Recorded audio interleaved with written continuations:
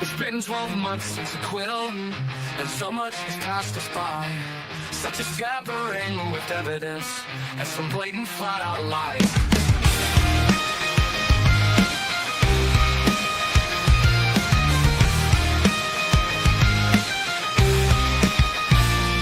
There's a special new press sector, and Hank Breeden is his name.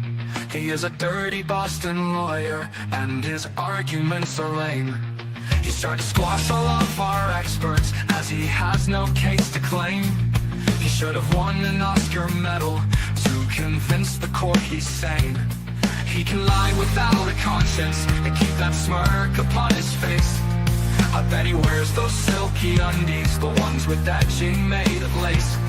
And Judge Beverly Academy is so biased for the state, is wading through 100 motions in a rush to seal my fate.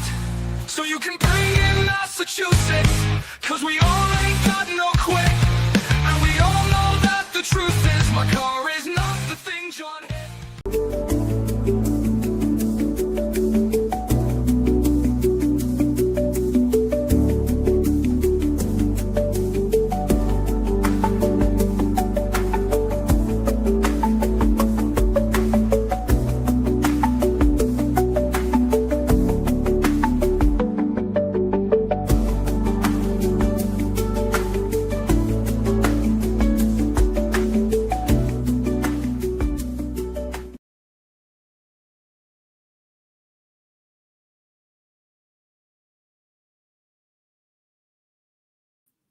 One moment. I'm just having some audio issues, as we do.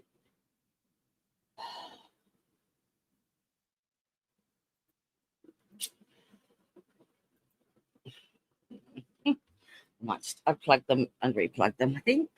Oh, hang on. Maybe. Yes.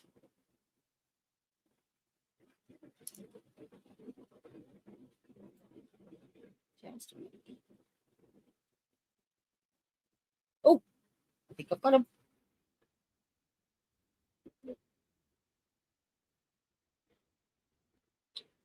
Son of a gun. Son of a mongoose.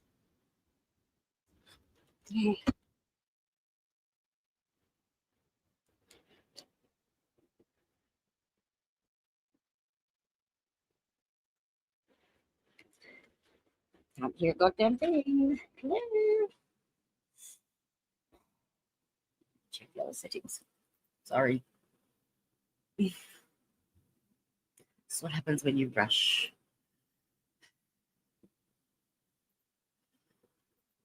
And the body won't let you. Oh, hello, I hear the bell. The bell doth toll thee. Yeah, it does. Shift happens. It just did. Holy crap. Oh, I'm here. I made it. It just depends on your definition of alive. But welcome. Thank you. I have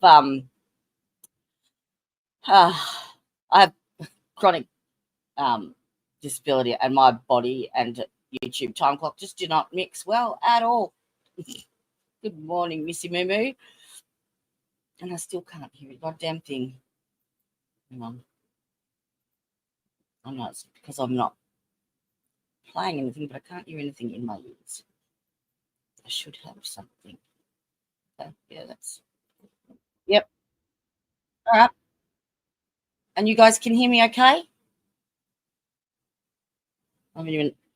The hair is still dripping wet because I just got out the shower. Yay. That's all right. So, let's start fresh, shall we? Hello and welcome to another fun-filled episode of Karen Reid 2.0, brought to you by Dan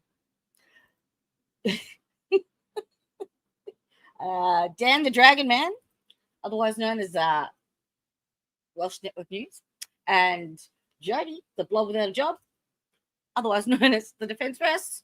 Welcome. Today we carry on. Leaving off from that riveting testimony yesterday from that guy who I didn't pay enough attention to remember his name. And if you're a nerd, you can look in the description box. He's going to take the stand when I start up. But first, I've just spent the last 2 hours fucking with my printer, pretty much. I had the information. I just couldn't get it to print out. I printed half, so the rest I'm going to have to just wing it on the screen, which I suppose saves a tree. So that's what we're going to do first. Now, I did do an analysis on Mr. Timothy Nuttall initially. This is a new software for me, new everything. So I've been learning as I go. So I've got a few different formats in the way that it's printed out because it's a database that you upload all of the information onto. So I've meticulously put on every single day of trial 1 in there. I even put in all the motions, hearings, the rulings, and as they go through trial 2, I'm uploading them as well. So Timothy Nuttall and Kerry Roberts and Nicholas GUIRINO, Daniel Whitley as well, have all been prior witnesses. So I can actually do a direct comparison between their initial statements in trial 1 and this one. Now, if you watched yesterday and you've seen trial 1, you'll note that Kerry Roberts' testimony was much, much, much more detailed and specific this time around rather than the first time. She wasn't even cross-examined in the first trial, so she didn't like being cross-examined either, not one bit. But she had 3 sessions to prep her for her testimony, because what he's doing, I've noticed, he's calculated, he is methodical, he is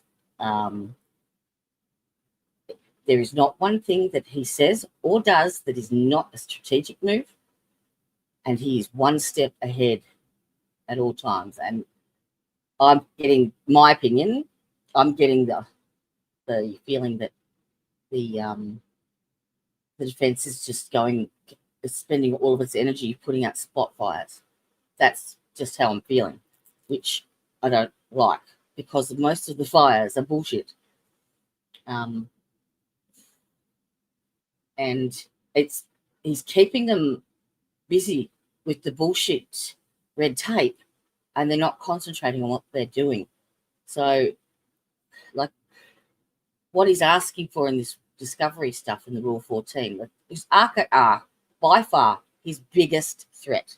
So he has meticulously nominated them and gone down the line. And he didn't want them there. That's why he's tried to exclude them, and he couldn't do it on their credibility because they're impeccable. He couldn't do it on their bias because he was, they were engaged before the trial even started, and they knew nothing about the trial. So he found whatever he could, and when he did his presentation, if you note, when he dropped the bomb about them not paying a bill, there was no date on the email and there was no date of the bill. If you notice, he never. Why would someone who is so methodical and so particular not have a fucking date on an email? Why? Because he wanted to plant the seed that it was done in a time frame that was not, that made it look like it was the state doing, so the defense doing something shifty. So now he's asking for reports and discovery stuff from the ARCA witnesses, who he's kept them tied up in red tapes until the 26th of March. That was the first time that the defense could retain them officially. And now he's asking for reports and stuff that have not even been written yet. And Rule 14 violation. Mind you, his experts are still doing the same thing, but it doesn't seem to. Yeah. Anyway, so that's what really annoys me. It's not. It's the underhandedness that I don't like. It should be. It's never going to be a fair trial when you pay a special. Hello, Griffy. How you going? Welcome. Hello, all from Jason D. Who's Jason D? Nice, nice picture. Is that a selfie or is that? Who's Jason D? Spill. Jason D. I don't know who Jason is. Am I supposed to? Should I have said that? Now, did you see where my mind just went then? I questioned myself. Should I have said that? Did I say that? What did I do? Could I? That is exactly what happened to Karen, but twisted into I hit him. Because I went back through the transcripts, and I actually have Kerry Roberts, not Kerry, Jennifer McCabe admitting that was never said. And then Lally said it in his closing statements again. So closing statements are not evidence, so yeah. So defence needs to step up their game because that's what he's getting paid for, darling. He's paid for a conviction. You think she's going to be found guilty? You haven't told me who Jason D is.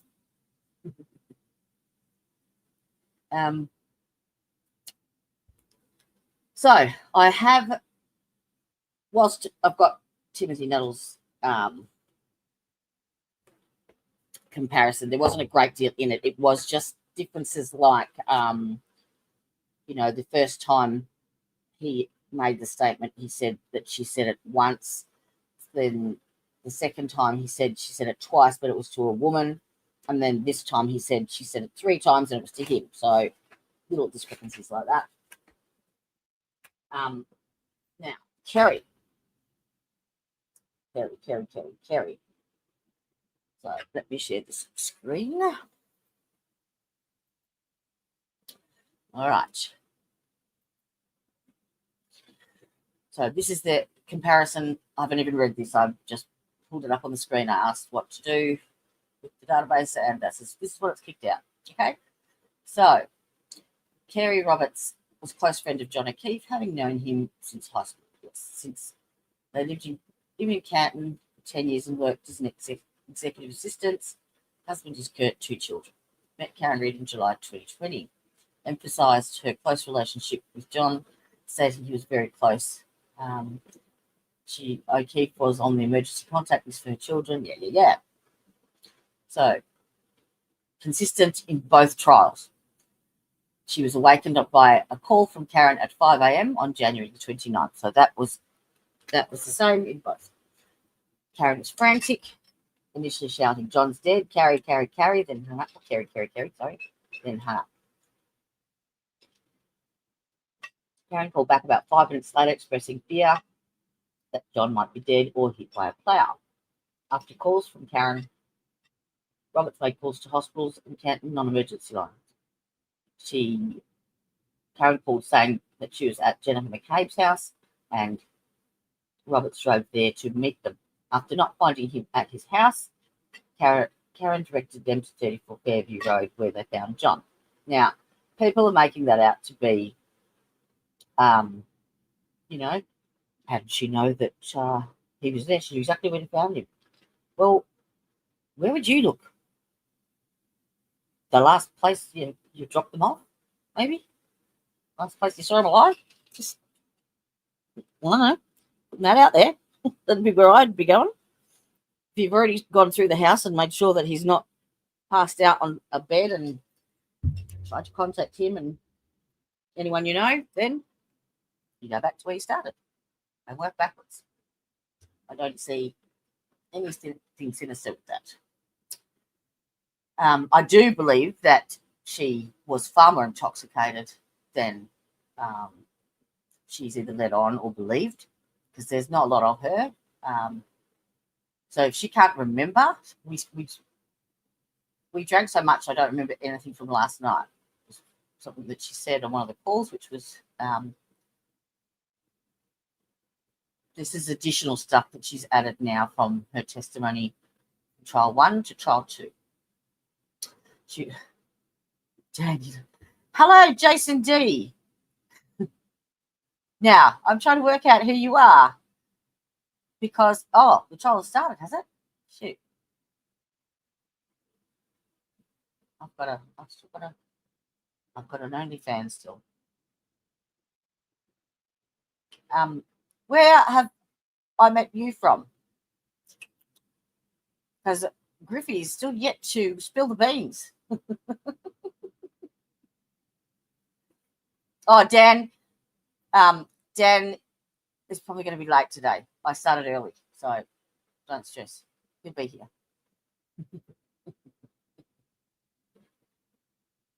So, how did you stumble across us?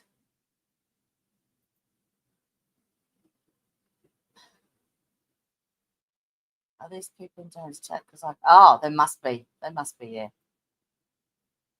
They must be. And Dan's not here yet, so, and because I'm hosting, I can see them all.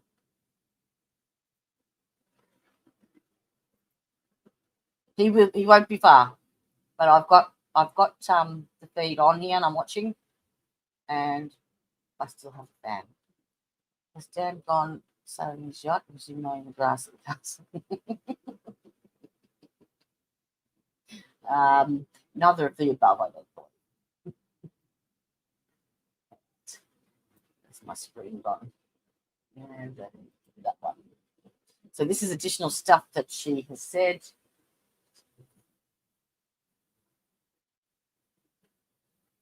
I'll be able to see those. I need a screen. I've done it.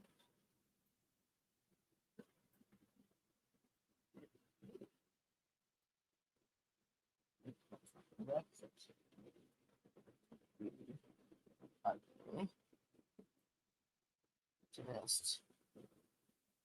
Just like that.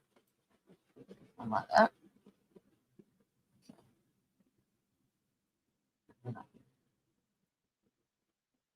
But I think you'll see it now. Okay. She described her husband trying to discourage her from going out in the blizzard. So provided more detailed description of entering O'Keefe's house through the garage, added that Jen ran upstairs to Kaylee's bedroom where Karen was just standing there in John's room, not actively searching. Well, she's in shock. She's just looking there. Oh.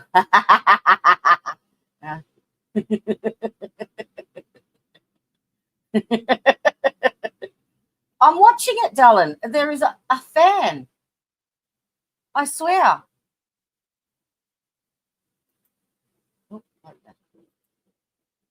Oh, no, I've got Bev now. All right. All right.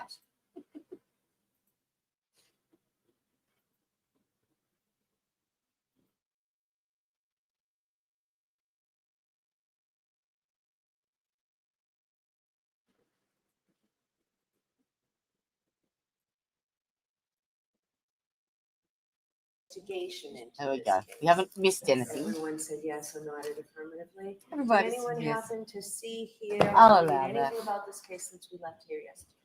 No. Everyone said no or should. Thank you very much. Will we bring Mr. Whitley back in, please?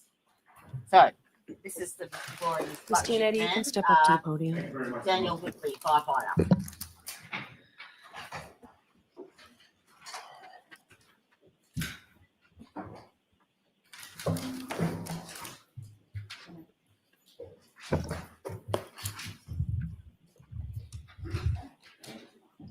Sir, I'll remind you, you're still under oath. Thank Thank you.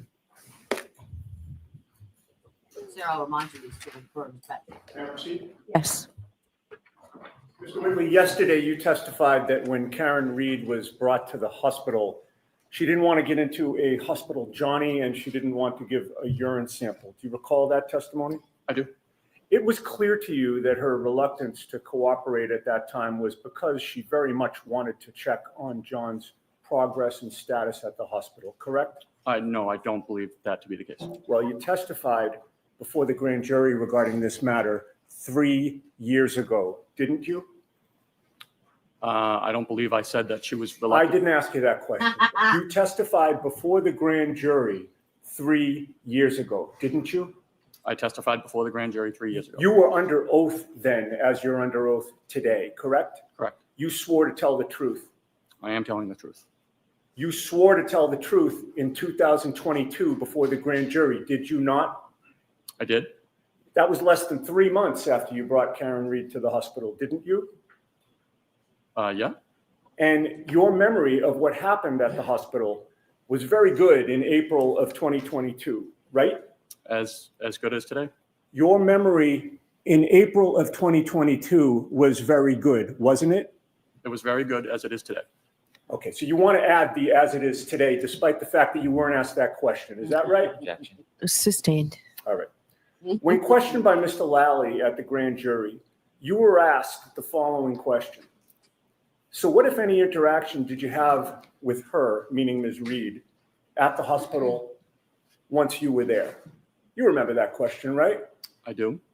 And your answer was, so after that, I helped escort her down to, they call it the psych hallway, where they have rooms set up for psychiatric patients for their evaluation. And then she was unhappy I don't know, that she wasn't sweetheart. able to see him, meaning John. I know he hasn't And been she well, kept but trying he'll to. be She here didn't want to eventually. get into a hospital Johnny. She didn't want to, I believe, give a urine sample. She was not, the nurses were asking her to do certain things that every patient has to do, and she was not cooperating with them. Do you remember that answer? I do. So 3 years ago, when you testified about this issue of giving a urine sample, you testified under oath that you believed that she didn't want to give a urine sample, correct? Correct.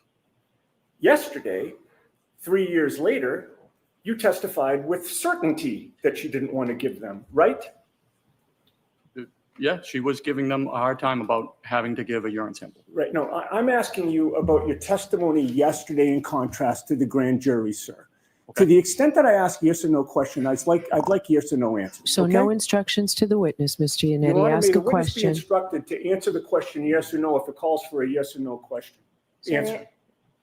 Answer the question that's asked of you, okay? Okay. So go ahead, ask a question. You testified yesterday that she didn't want to give a urine sample without saying it was your belief that she didn't want to give one, correct? Correct. In any case, were you aware that when she was asked to give a urine sample, that Ms. Reed had gotten her period and did not have a tampon? Oh, I was aware she was on her period. Yes. You're also aware that when somebody is brought to the hospital for a Section 12, they have no privacy. Isn't that right? They have medical privacy. Either the tech or the nurse would be with the patient at all times. Okay. With them at all times, observing them at all times, correct? So they wouldn't be, she wasn't in like a hallway open to the public. Understood, sir. But she also, when I said privacy, what I was asking is, she was not allowed to go to the bathroom alone to give a urine sample, correct? She was a psychiatric patient. Right. So she would have to use the bathroom in front of hospital personnel or some medical personnel with people watching her while she was on her period with no tampon, correct? I would understand that to be true. All right. And you're aware that she did cooperate and eventually give a blood sample as well, correct? I'm not aware of a blood sample, but urine sample, yes. She did give the urine sample. Correct. All right. Now, in your testimony yesterday, you discussed the topic of your memory of what Karen Reed may have asked you about John surviving in the snow with light clothing. You remember those questions? I remember asking about not having a jacket, correct? Now, starting at the end of the day, when I cross-examined you yesterday, I asked you about that topic, and I said to you, you mentioned something about hypothermia, that you assumed you may have been dealing with a hypothermia situation. And your answer was, well, she said that he had been out in the snow without a jacket for many hours, correct? Correct. But before I cross-examined you at the end of the day yesterday, you previously testified 3 times about this topic, correct? I believe it would be the grand jury and the previous trial. Right, and Does anyone know if you can actually get the grand jury transcripts from anywhere, or where to get them? Because I would really, really like to get my hands on some of them, if I can. That would be very, very handy to add into the database. Very. direct examination when Mr. Brennan was asking you questions before I stood up, correct? Okay, yes. Let's start with the first time you testified about this topic back in 2022. That was, again, less than 3 months after you had a conversation with Ms. Reed at the scene on January 29th, correct? Correct. Her statements and questions to you at the scene were fresh in your mind in April of 2022, correct? Correct. In April of 2022, before the grand jury, Mr. Lally asked you, quote, what, if any, questions did she ask you regarding hypothermia? Do you remember that question? I do. Your answer was, she was just wondering if he could have survived outside in the cold even though he didn't have a jacket on. Do you remember giving that answer? I do. Nowhere in that answer in 2022, less than 3 months after these events, do you attribute the words, quote, many hours, end quote, in the snow to Ms. Reed, correct? Yes, I was not. I'm not asking for an explanation, sir. I'm asking for an answer. All right. So he was answering you, Mr. My Yannetti. question called for a yes or no answer. Nowhere in your answer in 2022 do you attribute the words many hours in the snow to Ms. Reed, yes or no? No, I did not say that at that point. Nowhere in your answer in 2022 do you testify that Ms. Reed told you he had actually been in the snow for many hours, correct? She did. At that- Sir, I'm asking you about your testimony. I object. So let him answer the question. Let me ask it again. Nowhere in your answer in 2022 did you testify that Ms. Reed told you he had actually been in the snow for many hours, correct? In 2022, I testified that I was just told to be brief and give generalizations. She quantified many hours in the snow when we were in back of the Let me ambulance. try this again, sir. So, because Mr. Yannetti, you're just saying 2022. Get to a Of date course, and a yes. place. April of 2022, okay, before the grand jury. My question again, and I'm still seeking a yes or no answer from you, okay? Nowhere in your answer in April of 2022, before the grand jury, did you testify under oath that Ms. Reed told you that John had actually been in the snow for many hours, correct? Not in 2022 of April, no. Okay. The next time you testified under oath was last year in 2024, correct? Correct. During that testimony, Mr. Lally asked you, oh, by the way, so 2022 is no mention of many hours, right? I did not, and I was told to be brief on the grand jury stand. But again, no mention of Right. many hours in 2022. Okay. Now, 2024, last year, Mr. Lally asked you, so firefighter Whitley, at some point, specific to your conversations with the defendant, Ms. Reed, can you describe sort of her demeanor or any observations you made in relation to that as you were speaking with her? And your answer was, yes, she was very upset. She kept asking if there was any chance. She kept asking us if we knew if the person ambulance 1 had transported was alive or dead, and we could not speak to that. She asked if somebody could be alive in the snow without a jacket for many hours, correct? Correct. So 2022, there was no mention of many hours. 2024, over time, now that's the first time that you mention the words many hours in your testimony regarding this case, correct? Correct. Right? And when you testified last year, you testified still that she was asking you a question about surviving in the snow, correct? Correct. So then we come to yesterday on direct examination. Do you recall that Mr. Brennan yesterday asked you, before you left, were you having any conversations with the defendant? And you answered yes. Recall that yesterday? Is that at the hospital? I'm asking you yesterday, do you recall Mr. Brennan asking you Hello and welcome before to you left essentially the scene, were you having any conversations with the defendant? And your answer was yes. You're talking about Lee, I'm just trying to make sure we're talking about the same instance. Are we talking about when we left the hospital or when we left Fairview Road? When you were at Fairview Road, leaving Fairview Road, we're talking about the same subject of what Ms. Reed supposedly told you or asked you. Okay, Mr. Brennan went into that with you. So on the way to, you're talking on the way to the hospital in terms of left, when we left. Well, before you left, he meant before you left the scene. Okay, When no, you I'm were- just trying to clarify. Again, it's the same conversation, Mr. Whitley. I'm not So, trying to trick you. Mr. Yannetti, he just asked for a point of reference. It's clear. Now go. Understood. And Mr. Brennan said, can you Hopefully not. share with the jury what those conversations were about? And your answer was, so we were talking, she was upset. She kept asking if there was any chance her husband could be alive, even sitting Hey, outside in the Bri. snow without any coat for many hours. Do you recall that answer Down that you to gave work, yesterday lovely. on direct examination? Yes. And that was the first time that you mentioned that she said supposedly or asked supposedly about him sitting outside in the snow, correct?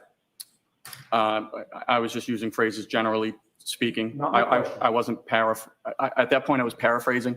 I was not speaking verbatim to what she said. Let's try that again. That was the first time that you mentioned that she claimed or asked that he was sitting outside, correct? It could have been sitting, laying, being. Let's try it a third time. So Was just ask the question, not let's try it. Sure. Let's try it. Was He's that mixing the it up. first time Can't get an that answer. you testified under oath that Ms. Reed said or asked about him sitting outside? Are you asking me to clarify whether she used the I'm not word asking you sitting? to clarify anything. Fucking hell. I'm asking you whether that was the first time yesterday during direct examination that you mentioned that she asked about him sitting outside. I'm sorry. I am very confused because I'm trying to figure out if he was being outside, sitting outside. I'm asking you about Ms. Reed's statements, sir. That's all I've been asking you about. Her Okay. statements to you and your testimony about her statements to you. Was yesterday on direct examination the first time that you testified under oath Mhm. that Ms. Reed mentions the words sitting outside? Oh, I don't know. oh, look what the cat dragged in. Good morning, sir. Hello. How you doing? Just home. Yay. You've been harassed in chat. Apparently, you've been out doing what have you been doing? You've been looking through the trash at a dog shelter where you're having puppies or at the food bank, Okay. Cool. renovating your castle.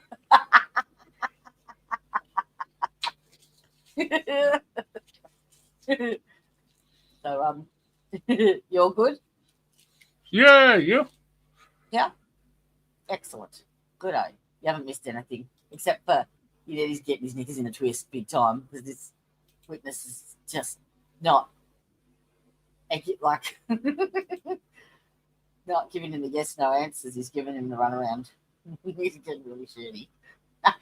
So what turned out a boring witness yesterday is now entertaining. So who will listen? I'm just using She might have said laying outside, being outside, outside. Okay, so when you testified yesterday before this jury Yes, that she mentioned the words sitting outside, you're now saying that that might not have been accurate, correct? it could have been a different word.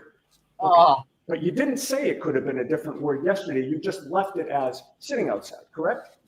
Yeah, that's Okay. what I said. Sitting. All right, so now we get from, the Wow. grand jury with many hours mentioned to questions about many hours to sitting outside to let's talk about what you said on cross-examination. I object. Okay, the objection sustained. Sure. On cross-examination, your words were, see if I can find it. she said he had been out in the snow without a jacket on for many hours, correct? She had asked if he had been outside. Oh, yes if, or no? If there was any chance he could be alive, even though he was outside without a jacket for many hours. So it always was a question, correct? It was a question. She never said what you said on cross-examination yesterday, which was she said that he had been out in the snow without a jacket on for many hours. That was not a declarative statement by Ms. Reed, correct? Objection. I'll allow that. Was that a declarative statement by Ms. Reed? She asked if he could be alive without a jacket in the snow for many All right, hours. so again, it was a question, sir. She asked me, and we were just trying to give her hope in terms of telling stories of hypothermic patients that could survive outside in the snow. Okay, is there any redirect? Briefly. Okay. Trying to find this sentence from yesterday. And found it, but When you were called to the grand jury, was the testimony as in-depth and as long as it is in front of this jury? Not even close. When you're recounting your memories of what happened, do you memorize word for word what you've said in the past? Objection. As to that form, it's sustained. When you're recounting the past, do you record your statements personally? Objection. I'm going to let that one. Do you record your statements? No, Next question. When you testified in the grand jury, page 90, line 15, and you said the defendant told you, "I'm upset if he dies, I want to die." And then you later testify right, then, not last year, and you said, "If my husband dies, I want to die." Do you notice the little differences between those phrases? I do. Is that you making up words? No, Is that you trying to help a case? Objection. As to form, that's sustained. Are you inventing facts? no, Sir, when you were recounting what happened that day, are you using your best memory? Objection. what as opposed to your When bad you were memory. asked by the defendant Nah, I chose to use my shit memory yesterday. about how long, or someone out in the snow without a jacket for many hours, do you remember that conversation with her? I do. Where were you during that conversation? We were in the back of the ambulance. Do you remember it distinctly? I remember it distinctly. She was looking at me. When you tried to give her hope and comfort, and you told her stories about other situations where people, maybe children, have fallen through the ice and had hypothermia, did you have that conversation with her in trying to comfort her? I did. Do you remember that conversation? I do. Did you necessarily share those conversations with the grand jury? I don't recall if I did or I didn't. Did you ever write that in your report? No, Is that something you typically put everything in your report? no, we do not write.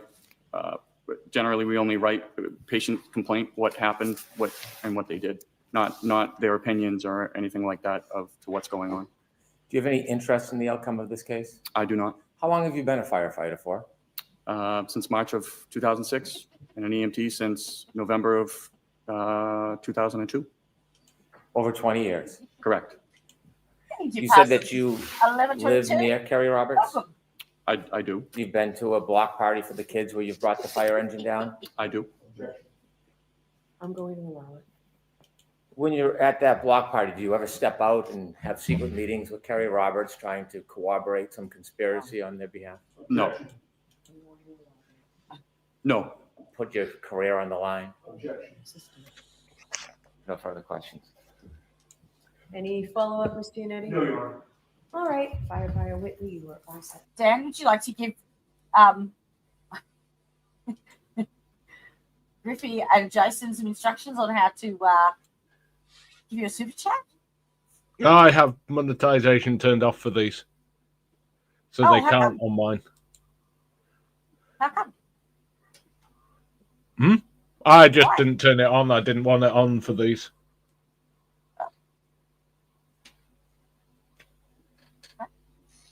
So, well, I did because it's my first one, so there's that.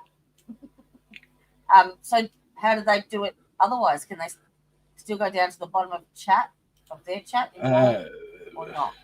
They'd have to come into mine, wouldn't they? They'd have to either come into yours or I can turn stream elements on. Hang on. Oh, don't stress. Don't be. Yes, the like button and the sub button really helps. Believe it or not.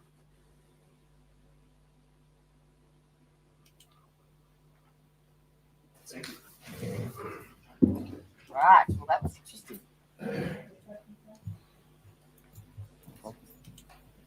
I was having to think about it this morning before you came on, and I was explaining that Hank is methodically, bit by bit, tying up every little loose end.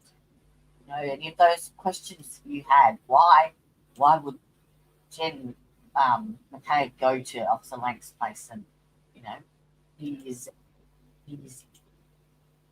very, very, very thorough, micromanaging, and yeah, he's on the ball big time.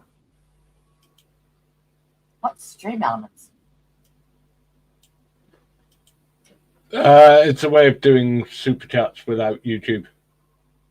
Oh, really? Yep. That sounds good. And stops YouTube taking 30% of them. Yeah. What? So you just have a stream elements account and you just put that link in? Well, why didn't you tell me? I would have put that link in for you. That's all right. I hadn't even thought about it. Well, you can pin them to your channel, I suppose, can't you? I just put our channel names in there.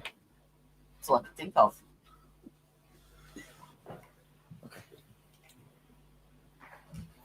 I wonder who's up next.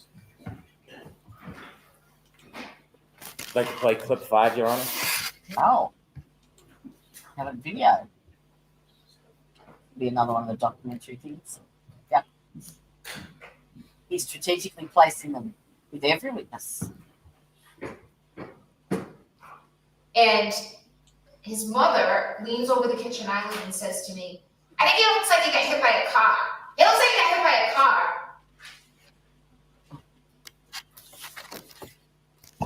All right, who's your next witness, Mr. Brennan? Next witness is Jean DeMULIS. DeMULIS. Jean DeMULIS. Not when I recall. Jean DeMULIS. Come on down. Okay.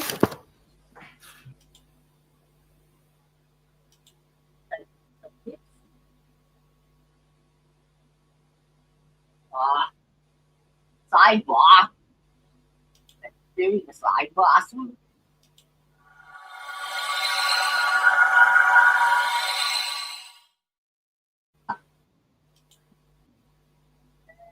Maybe even a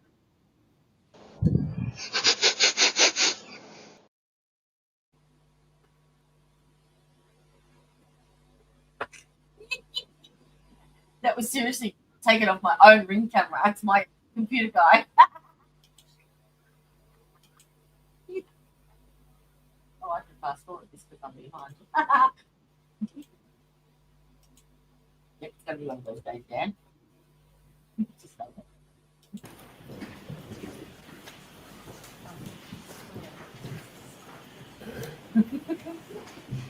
Thank you. Stream elements. Oh, Lord. Oh, Jibam.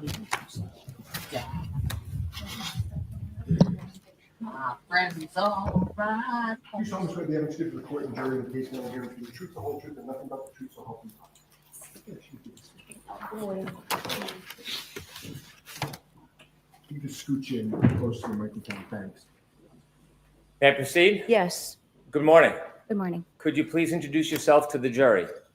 My name is Jean DeMULIS. I am the general manager at CF McCARTHYS in Canton. I'm going to ask you to keep your voice up if you would, please. Thank you. You said you're the general manager at CF McCarthy's? In Canton, yes. How long have you been the general manager at CF McCarthy's in Canton for? For 6 years. Can you briefly describe for the jury what CF McCarthy's is? It is a restaurant and bar. At CF McCarthy's, is there a video surveillance system inside? Yes. Who owns that video surveillance system? CF McCarthy's. Are you familiar with the video system? Yes. Have you ever looked at it before? Yes. Do you employ people to help the establishment with the video system? No. You maintain it on your own? Yes. At some point, were you visited by somebody from the Massachusetts State Police? Yes. Were you asked whether or not they could view some of your video surveillance? Yes. Do you remember the date? Not the date they came to visit you, the date that they were looking for. I believe it was January 28th, 27th, 28th of 2022. Around that time? Yes. Did you allow access to the video system? Yes. Did you oversee that access to the video system? Yes. Was it a state police officer? It was two state police detectives. Do you remember their names? I remember would, one of yes, the definitely. detectives' names. I do not remember the other detective. Yeah, The one you remember? for sure. Could you share the name? It was Detective Buchnick, Yuri. Detective Yuri Buchnick. Yes. At some point, was he allowed to download information from the surveillance system? Yes. Did you watch him do that? Yes, I did. At some point, have you been able to briefly look at some of that download? Yes. And does it appear to be a fair and accurate depiction of the surveillance or the area of your bar? Yes. Move to introduce. Okay, there's no objection, Mr. Yannetti? There is no objection, Your Honor. Is this the same one from last trial? Thank you. Your Honor, may I play just a small portion? Sure. Thank you. Brown nose. Suck hole. Ma'am, I'm going to show you just some random shots from this video, but I want to know if you recognize it. Is this the inside of CF McCarthy's? Yes.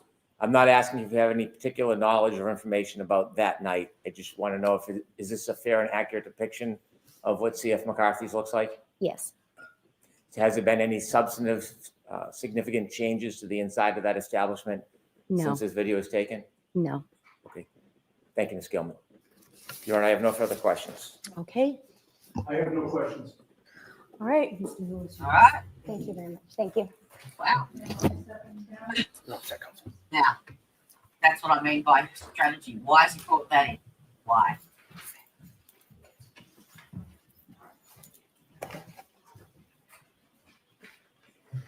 Your next witness, Mr. Brennan. Thank you. Bridget Meehan.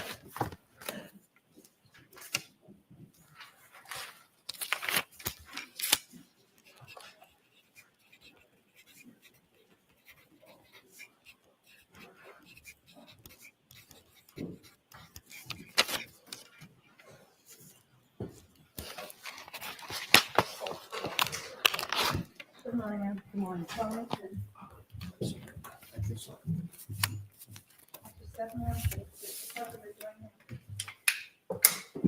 You solemnly swear the evidence given to the court and jury in the case now hearing to the truth, the whole truth, and nothing but the truth, so help you God. I do. Thank you, Jimmy. Good morning. She's May I got proceed? Yes. Good morning. Good morning. Could you introduce yourself to the jury, please? My name is Bridget Meehan. Where do you work? I work at the Waterfall Bar and Grill in Canton. The name maybe tells us a little bit about it, but could you just share a couple lines of what the Waterfall Bar and Grill is? It's a small family-owned business in Canton. It's in a mixed condo complex. Are you involved in the ownership of it? Yes. How long have you been involved with the Waterfall Bar and Grill? We've been there approximately 10 years. Do you help run the establishment? Yes, I do. And you were running the establishment back on January 28, 2022? At some point, were you asked or visited to see if your establishment had video surveillance of the inside? I was. Does your establishment have video surveillance of the inside? It does. Do you have a camera and a server? Do I have? Yes, I do. Did you provide video surveillance to the Massachusetts State Police from that night, January 28, 2022? Yes. May I approach, Your Honor? Yes. I'd like to move this in as an exhibit, please. Okay. Ms. Giannetti? No objection. I know why he's doing this. With the court's permission? I know, Yes. because apparently the word on the street is that there is that new video coming in from the waterfall at the very end with the audio to it. And it's apparently stating Higgins antagonizing John about Karen, allegedly. So he's establishing now the video footage, and there'll be questions about audio and all sorts of shit to watch. Or it could be he's establishing just how drunk she was. No, but what was the point of the last one? He just wanted to know that was the establishment. That was an accurate depiction. There's something more to it. There's always something more to it today.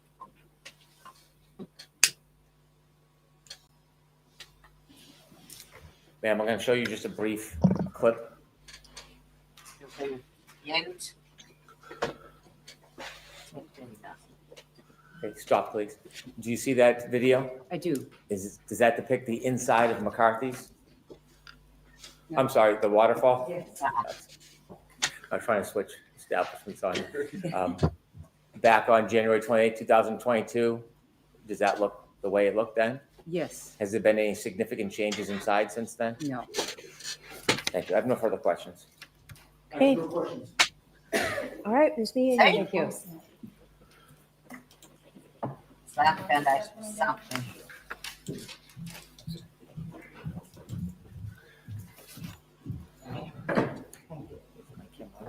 All right, your next witness, Mr. Brennan.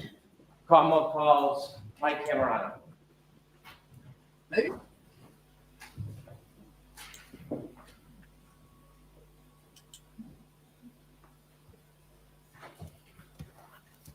Now, none of these witnesses testified after January last Friday.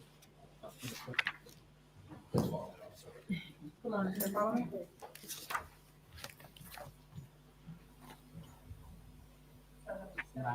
I'm running out of room. You solemnly swear the evidence you give the court is in the case now and hearing should be the truth, the whole truth, and nothing but the truth, so help you God. Take this stand. Good morning.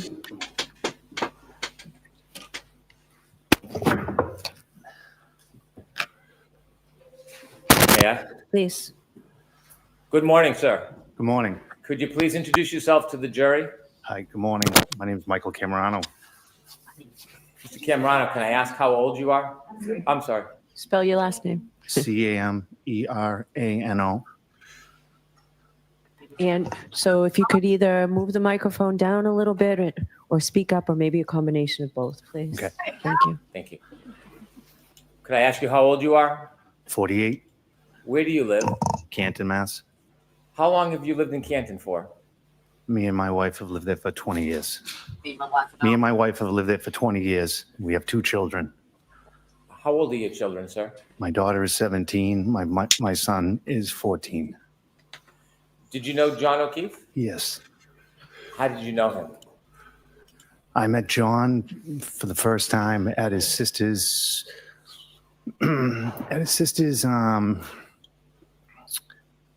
they had a benefit for his sister in 2013. I met John there for the first time. Then years later, our kids got involved with sports together, and they became very close. As they became close, I became very close with John and his family. Was your daughter close with John's niece? Yes. Was your son close with? Yes. Did you spend a lot of time together through sports and socially? Yes, we did. I want to take you forward to January 28th of 2022. Okay. Do you remember that day? Yes.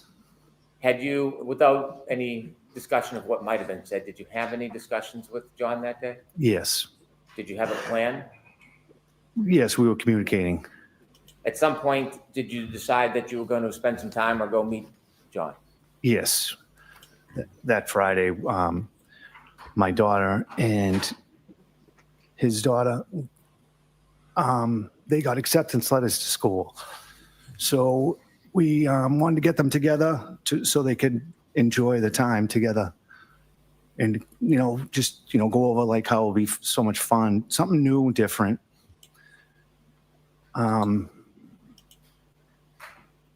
Yeah, so we were going to meet up after I got out of work. Was your daughter planning to go to a new school? Yes. Where? Bishop Fan. And how about his niece?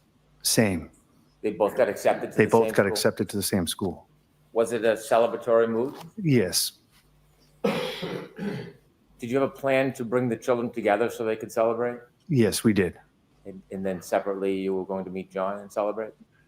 Correct. Where did you drop your daughter off? I dropped my daughter off at John. I went into John's. I was at the house with John and the girls, and we had a little celebration. Talked about how nice it's going to be, fun, change, different, meet new people. And you celebrated at John's house before you went out? Correct. After the celebration with your children, did you and John leave? Yes. During that celebration, was there anybody there other than you, John, and your two daughters? No. No. Karen was not there. Was there anybody else there? No, just the two girls, myself and John. What was the weather like that night? It was cold. It was not snowing yet. Was there an expectation? For Yes, the there was an next morning? expectation. Yes, What was that? that there was going to be a big snowstorm coming in. A storm was coming. Yes. When you left, did you leave in a separate car than John, or did you leave together? No, we left together. John got in my car and we were leaving. We're going to leave. Where were the girls? The girls are in the house, stayed in the house. They were staying at John's house? Yes, correct. Where did you go? We went to CF McCARTHYS. When you got there, did you know anybody who was there other than you and John? At that time, no. Did you spend time at CF McCarthy's? Yes. Were you drinking? Yes. Was John drinking? Yes. Alcohol? Yes. How long were you there for? A couple hours. While you were there, did anybody come and meet you that you knew? Yes. Who? A friend. And then Karen came in.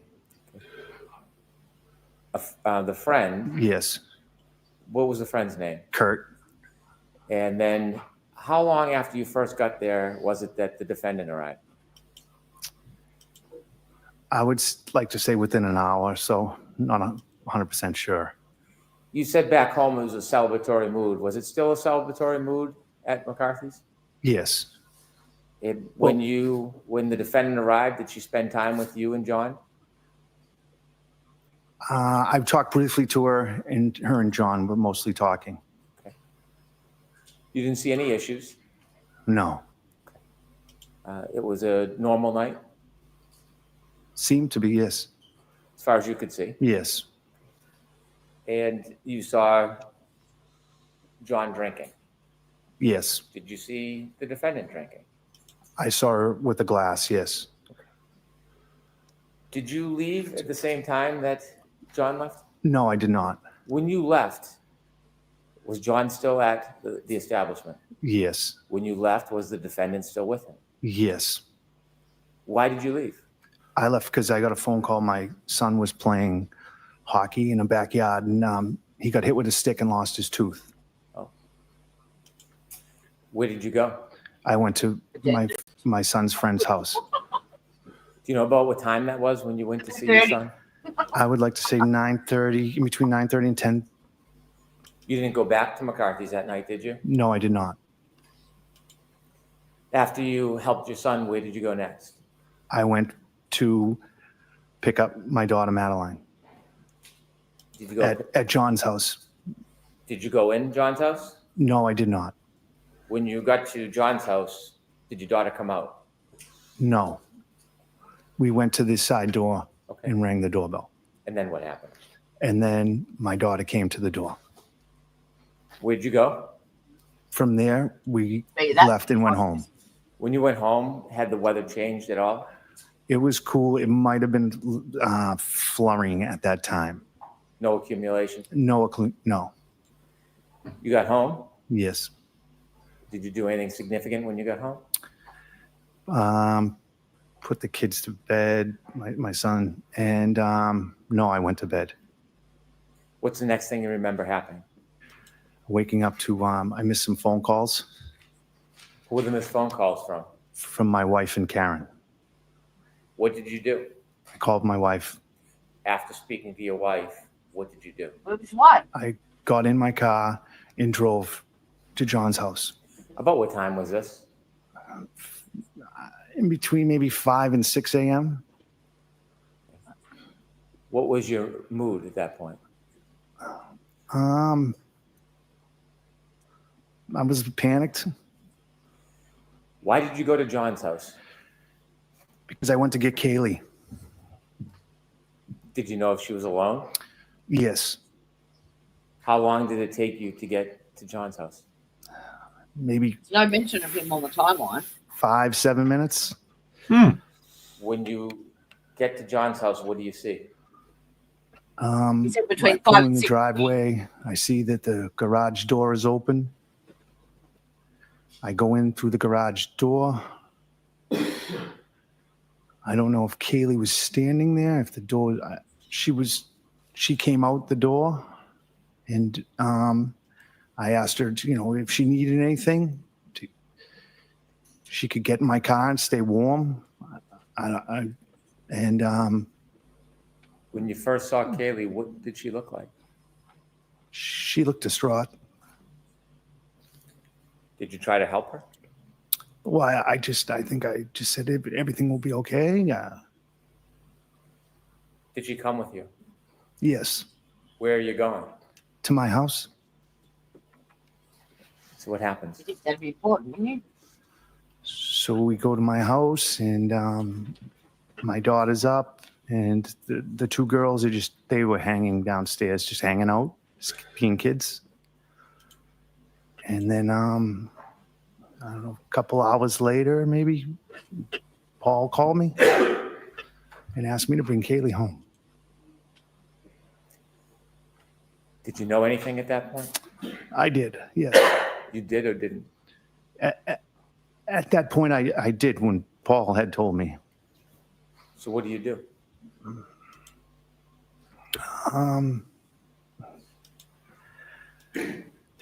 Asked Madeline and Kaylee if I'd say, Madeline, we come for the ride. I don't say anything to Kaylee, and we get in the car, and I start heading back to John's house. And you didn't say anything to Kaylee?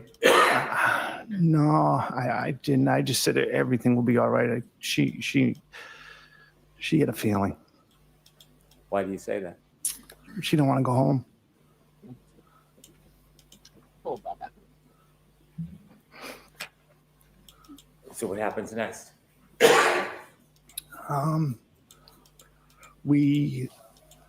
So I pull in the driveway, and I remember Paul and Papa standing. I think they were standing at the side door, and we just embraced. Did you stay? No, not long. No, Did you go back?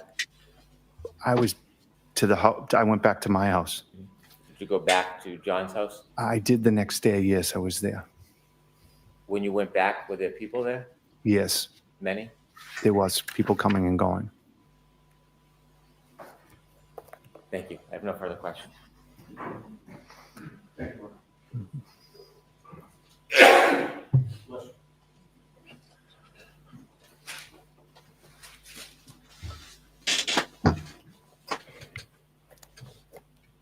Good morning, Mr. Camerano. Good morning. This is quite painful for you to remember the events of January 28th, is it not? Yes. You were very close with your friend John O'Keefe, correct? Was close with them, yes. And you actually met Karen Reed through John, correct? Correct. After meeting Karen, you spent a good amount of time with both Karen and Glad John, he's toned correct? it down. Correct. As of January 28th of 2022, you had known Karen for maybe about a year or so, Sounds correct. and you'd see them especially on Fridays, correct? Correct. That would be sort of the day that you get together with both of them often. Yes. And of course, your children spent a lot of time with John and Karen, right? Correct. You entrusted both Karen and John with your kids. Yes. Sometimes your kids would even go on vacation with Karen and John, right? They did go to the Cape, yes. Sometimes you'd see Karen without John at your house or on a ball field. And your daughter in particular would sometimes spend time with just Karen without John, correct? Correct. Your daughter would sometimes go over to Karen's house in Mansfield when she lived there, correct? Correct. And obviously when your daughter would go to Karen's house in Mansfield, Karen would be the one in charge of caring for her, correct? Correct. And you were fine with that because you liked and you trusted Karen, right? Correct. And in your view, Karen was very good with kids, right? Correct. But you also had the opportunity to see Karen and John together, right? Yes. You saw how they interacted with each other over that year period that you knew Karen? Yes. You saw how they got along? Yes. And you never observed any arguments or bickering, correct? I mean, they argued and bickered. You had previously testified that you wouldn't even call it arguing, you just call it banter, right? Yes. I mean, he would, I mean, no, he would get upset or like over if she bought expensive things for the kids. Right. Yes. So, yeah, Yes. we will get to Really? that. That would be the one thing that John would complain about, Karen buying like very nice things for his niece and nephew, right? Correct. Or he'd complain if, Karen was taking his niece and other girls to get their nails done, like extravagances like that. Correct. And one specific memory you have is when Karen bought his niece a very expensive sweater, right? Correct. And you recall John telling you that he wished that she hadn't done that because he considered that to be spoiling the girl, But correct? both their parents were Yes. right. But it was very clear to you from your observations that Karen really, really liked John. I'm sorry, John really, really liked Karen, right? Sustained. He certainly never told you or even suggested he was thinking about or planning to break up with Karen, right? No. Okay, so with regard to that Friday night, January 28th, sir, the plan was for you and John to go to McCARTHYS to have some drinks because there was a storm coming in, correct? And because of the celebration of the girls getting into Bishop Fen?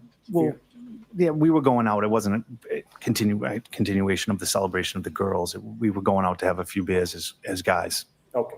And when you were leaving the house, John asked you to move your car, right?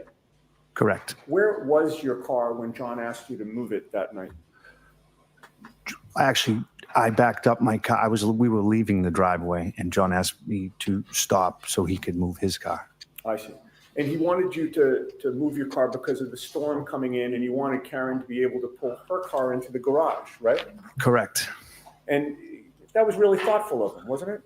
Yes, extremely. And it showed you that he was being chivalrous toward Karen that night, right? Yes. He didn't want Karen to be out in the heavy snow later when she returned to his house during the expected blizzard, right? Sustained. You took from that there was an expectation that Karen would be coming back to his house, correct? Objection. Sustained. You had no inkling that day that anything was wrong between Karen and John, correct? No, Everything seemed fine between the two of them, right? yes, he did mention though that night that he didn't understand why Karen had a plumber go to the house. Because he had somebody that could have done that work instead of paying for the plumber, right? Well, yes. Okay. And But in any case, the plan was for Karen to meet up with the two of you, right? yes, And she did show up to McCARTHYS at about 8:30 p.m. or so. yes, I guess if that's the time. And you saw an affection. I'm sorry, what was the answer that you If said? that was the time, I'm not sure about the timeline. Okay. It was sometime after you had Yes. gotten there. Right. Correct. But you do remember when Karen arrived, there was an affectionate greeting between John and Karen, right? Yes, You saw them kiss, right?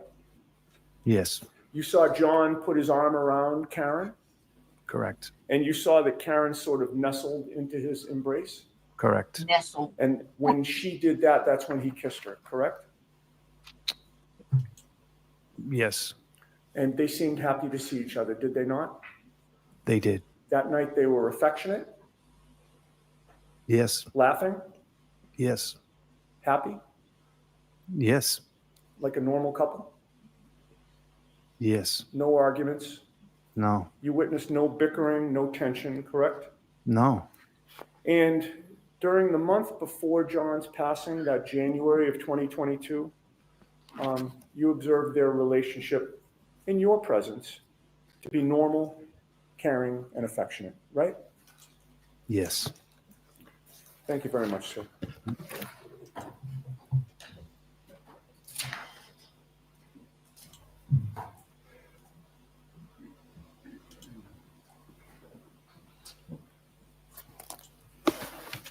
You were asked a number of questions about the relationship between John and Karen that night.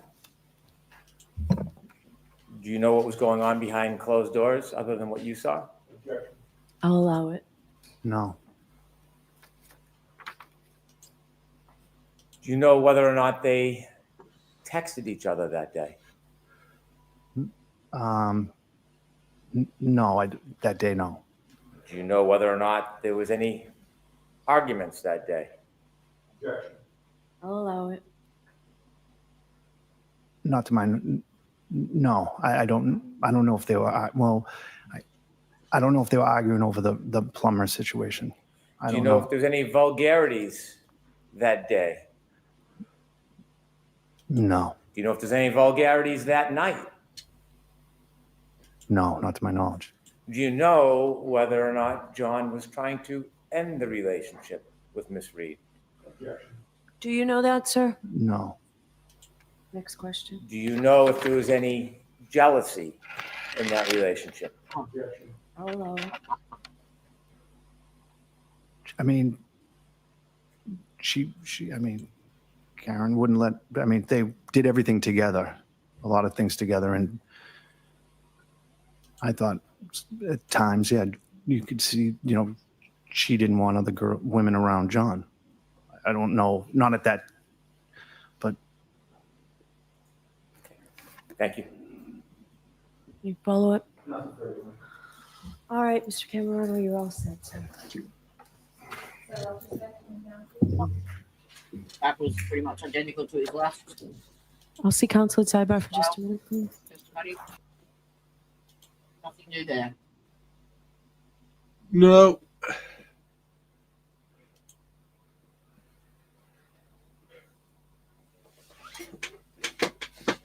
He was gone for about 8 years.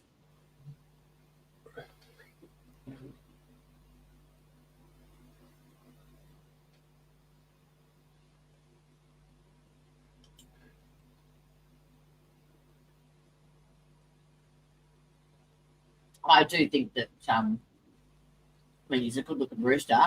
It will give him credit's due. In uniform, no doubt he had a flop, so to speak. No doubt.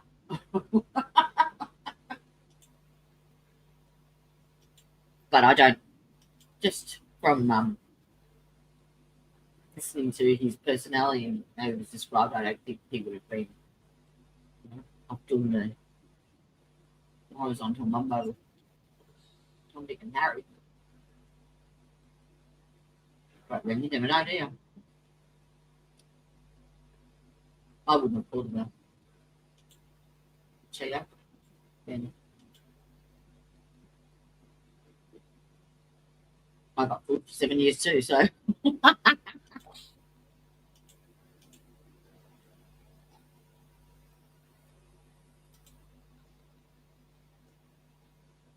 You can have jealousy without any evidence anyway. Be insecure.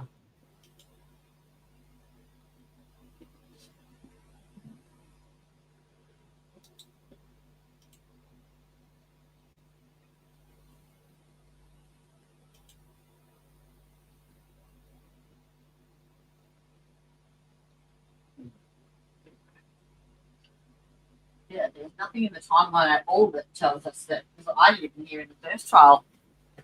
I thought Katie was left at home. Well, yeah, she was until Aaron got home, I suppose, at 1. Whatever that was, 12:40 odd, but I don't get what the relevance of bringing that guy on.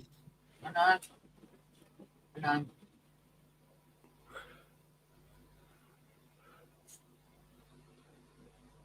It didn't really benefit either side.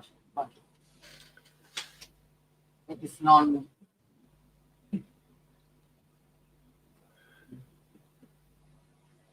if he'd have said, yeah, she was blowing up his phone every 10 minutes, she was right well pain in the ass, then, but nothing.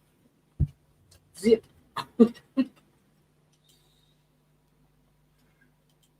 Yeah.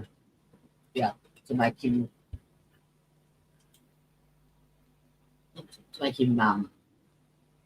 real, I suppose. To personalise him. I don't know. So Jason and Griffey, they don't sound like they're over your side of the block there. Yeah, are they Aussies? Yeah, they're Aussies. They like to troll me. Thought so. Betting. They weren't betting pounds, and they weren't betting on Manchester United. So the powers of deduction. May I? Please. I'm going to recall Nick GUIRINO. Okay. All right, what's going on here? Nicholas GUIRINO. He was.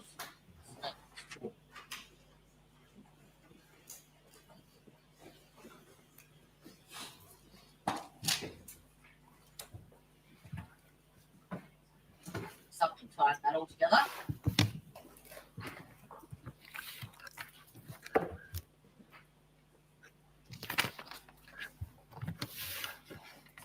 Wasn't his Nicholas GUIRINO's?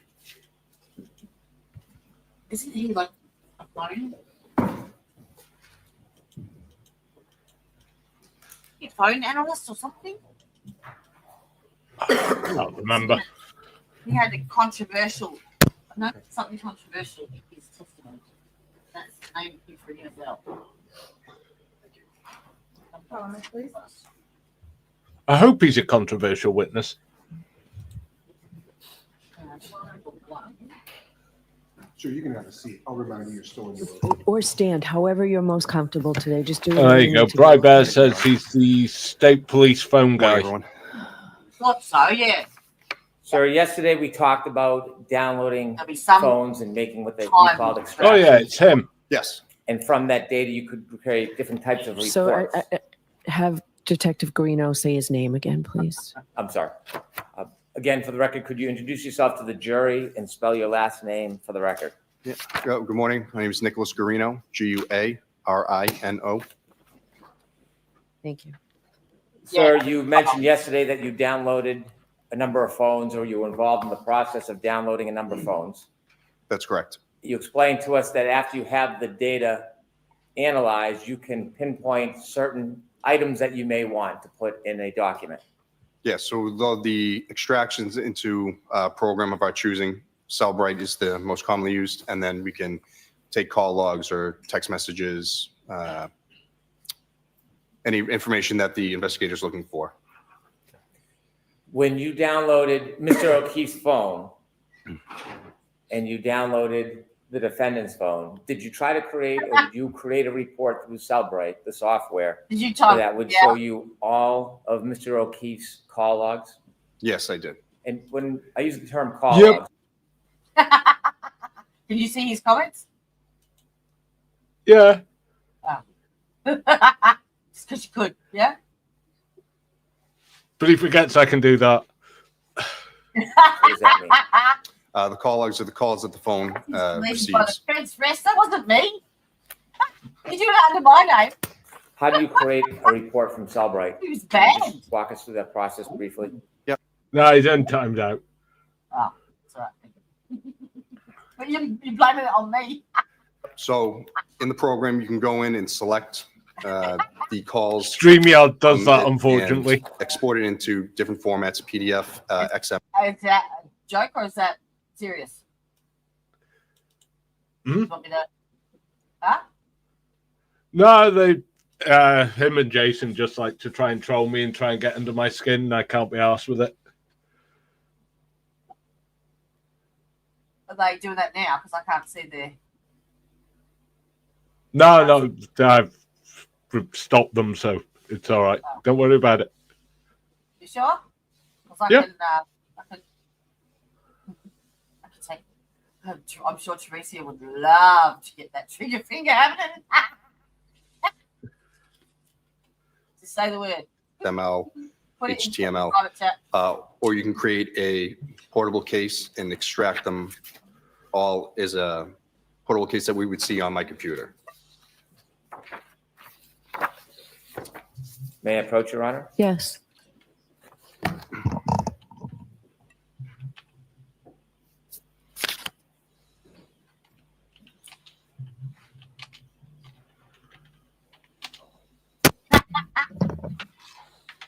There you go.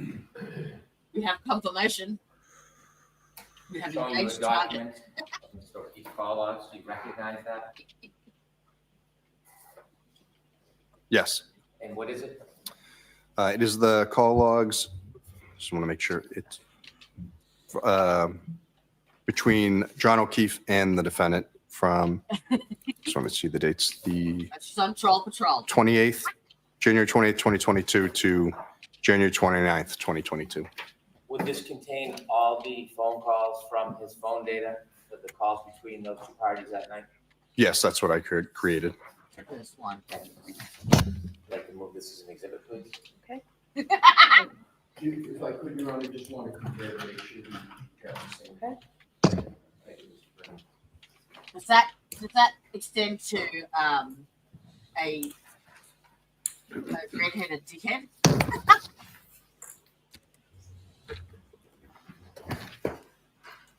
Thank you, Mr. President. No? Okay. Sorry, so that. Okay. No objection.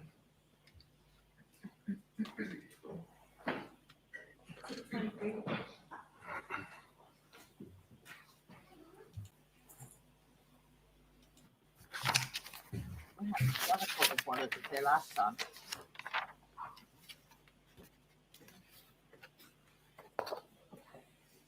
You captured all of the phone calls between two parties on that last document. Can you also do that with chats?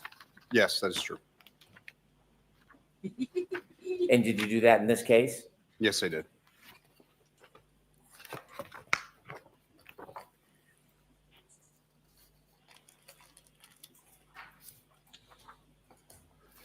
Did you create a document of chats between the phones of the defendant and Mr. O'Keefe for after midnight, for the evening hours of January 29, 2002? Yes, I did. May I approach? Yes. Yes. I'll allow it. Has your wig arrived yet, Dan? Hmm? Has your wig arrived yet? It has. Recognize that document, sir? And? You're When hiding I'm it. not, yeah, when I'm not Yes, I so full of cold and everything, I shall. These are the texts from the defendant to John. Let me just let you into one of the best secrets with streaming. Touch up my appearance. It works fucking well. O'Keefe. Yes. For January. I came on with wet hair. Yes, that's correct. So I'm sorry. Straight out the shower. I move this as an exhibit, Your Honor. Okay. No objection, Your Honor. Thank you. 24.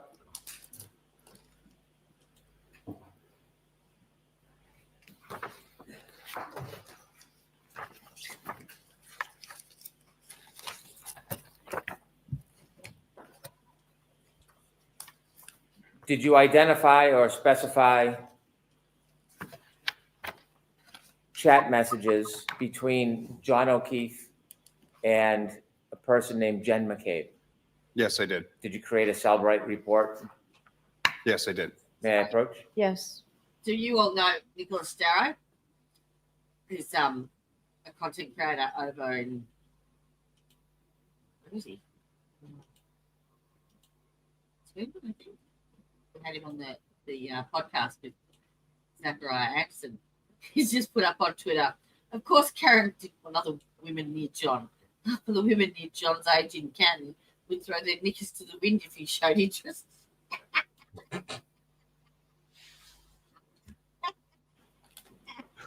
He looks like a Viking. It's so funny. Back to you for the sentence, I think. Back to send it.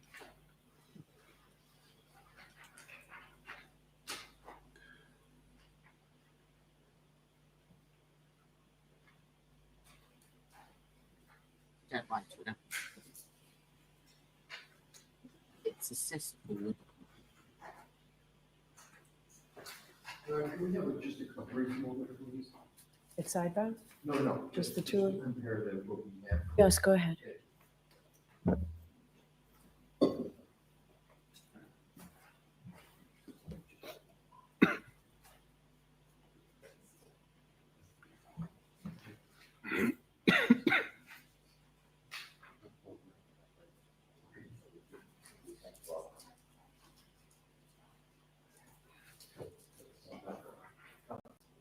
Thank you, Your Honor. Okay. Thank you, Mr. Wright. You're welcome. Sir, I'm handing you a document. Do you recognize it? Yes. This is the text messages between John O'Keefe and Jen McCabe on 29th on January 29th, 2022. And this is to a search of Cellbrite, you match their data on all of their conversations. Yes, that's correct. Yes. Okay, thank you. I move to introduce this, please, Your Honor. No objection, Your Honor. 25.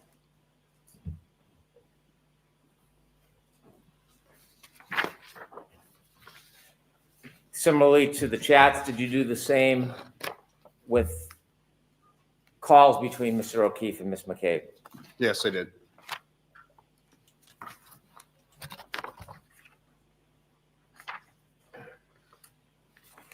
May I approach, Your Honor? Yes.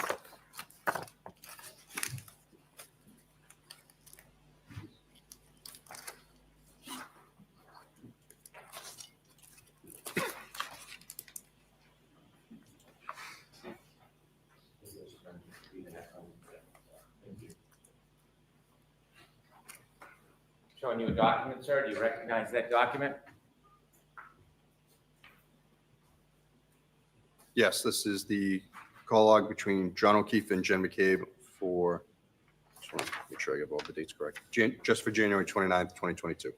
I think this is good evidence, Your Honor. Okay. No objection, Your Honor.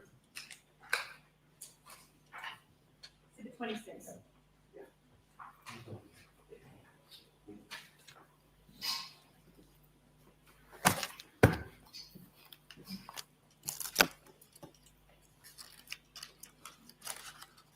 Did you do a file extraction and a report on all chats between the phones of John O'Keefe and the defendant for a period of time?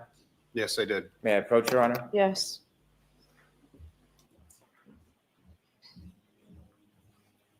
Giving you a document. Do you recognize that document? Yes, this is the text messages between John O'Keefe and the defendant from January 28th to January 29th, 2022. Do I move this into evidence? Okay. Mr. Lessie? No objection, Your All Honor. right. Thank you. 27.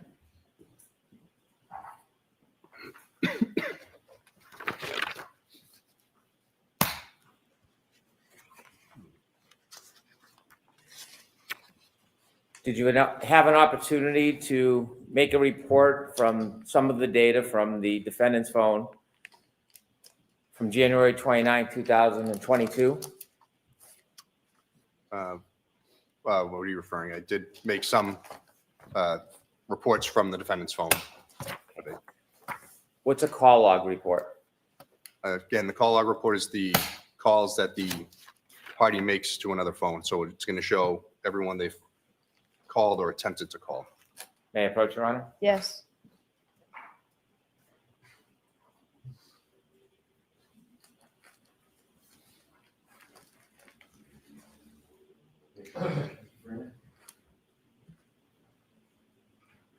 Sir, I'm going to ask you to take a look at this document. Do you recognize it? Yes, And could you tell the jury what it is? it's the call log from the defendant's phone on for January 29th, 2022. It looks like everyone she called. Introduce this as an exhibit, please. No objection, Your Honor. Thank you. 28.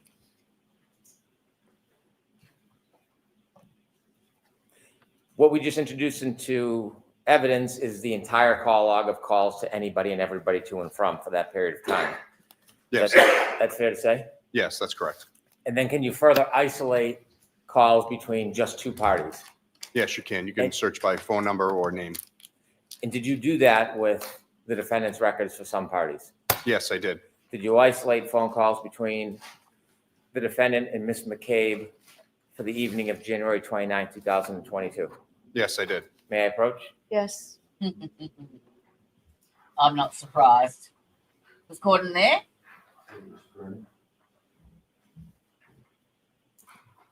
Guys, take a look at this document. Do you recognize it? Yes, I do. What is it? It's the phone calls from the defendant and Jennifer McCabe, January 29th, 2022. Thank you. Your Honor, I'd like to move this into evidence, please. No objection, Your Honor. This Right, is thank the you. trial that I hate. The movement of evidence in.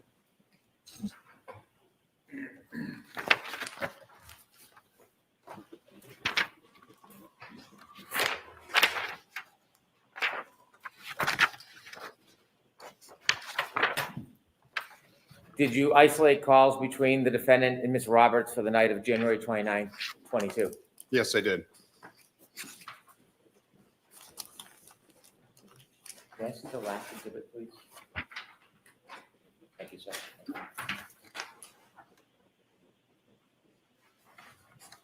And as you take a look at that document, do you recognize it? Yes, I do. Could you share with the jury what it is? Yep. It's the call logs between the defendant and Kerry Roberts for January 29th, 2022. Yes. And that's a report you created. Yes, it is. Your Honor, I listen to evidence, please. No objection, Your Honor. Okay, thank you. Let her rip like defense rest. 30.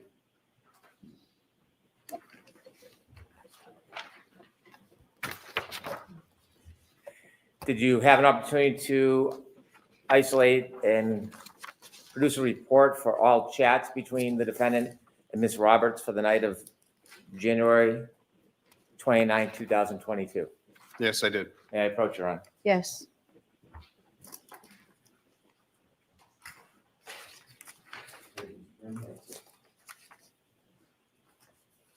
So I'm handing you a document. Do you recognize that?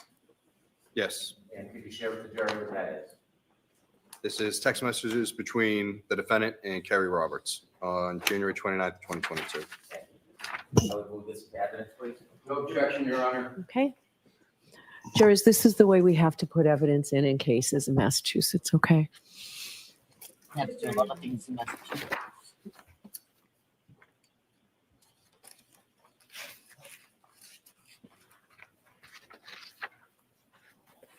So do you have an opportunity to identify a text message or a chat between the defendant and a person by the name of Ingrid on the morning of January 29th, 2022? Yes, I did. May I approach? Yes. With Wellington. Well, you're lucky it wasn't cooked down here in Morwell by Erin Patterson.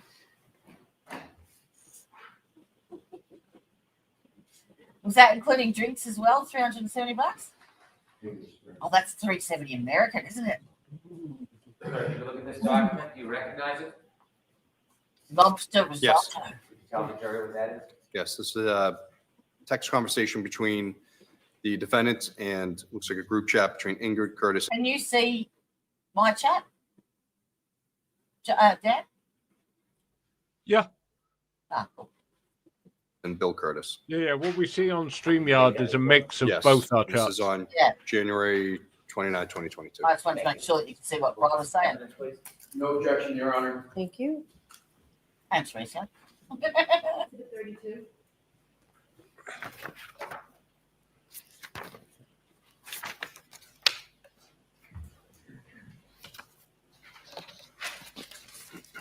If this is a good time, if Your Honor would permit. Okay. Jurors, what we're going to do is we will take our morning recess now, and we'll take 20 minutes to a half an hour. We'll see you then. Well, lucky for you, I am 6 minutes behind, so. Everybody brave on the internet. Good afternoon. Just a few more items I'd like you to recognize. Your Honor, may I approach? Yes.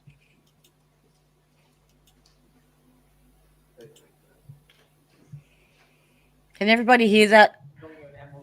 It's very low for me, that volume. Hang on, I'll turn it up. Thank you, darling. Of John O'Keefe's cell phone. Your Honor, ask it to be marked That's better. for identification, please. Okay. Exhibit A, identification. Thank you. Second folder. Yes, the raw data extraction of Jen McCabe's cell phone that I created. Thank you, sir. Your Honor, ask it to be marked for identification as well. All right. Exhibit B for identification. Thank you.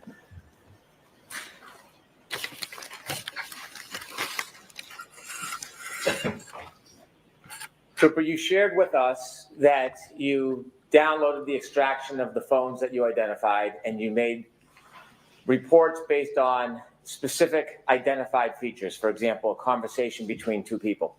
Yeah, so I didn't do the extraction of Jen's phone, but I made those reports with the PDFs from the data extraction. Relative to Mr. O'Keefe and the defendant's phones, you created a document that provided us the phone calls between them on January 29th. Yes, that's correct.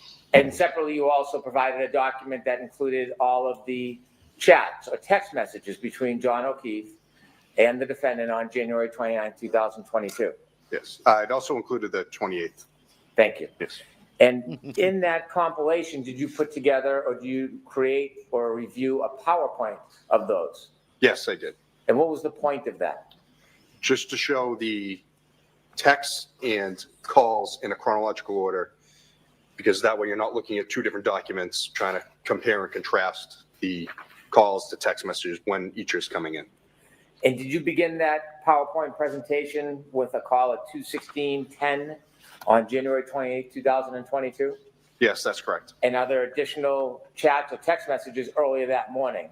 Yes, there's a handful starting around 9:45 a.m. May I Yes. approach, Your Honor? Yes.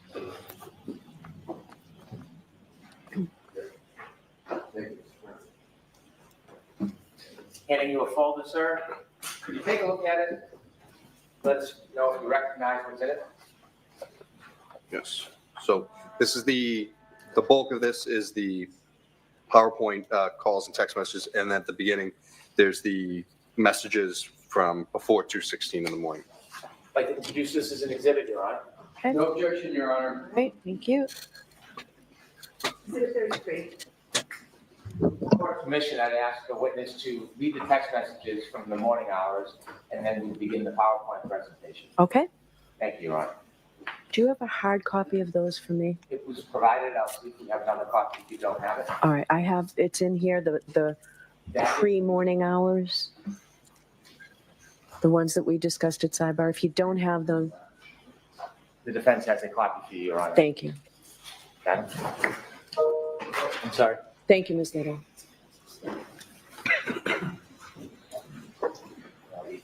Okay, thank you.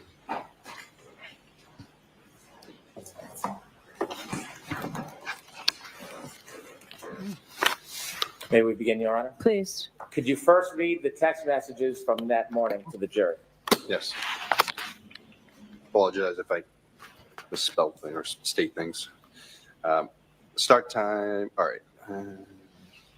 It's a little different than the format I had before. All right, this is from Karen Reed to John O'Keefe.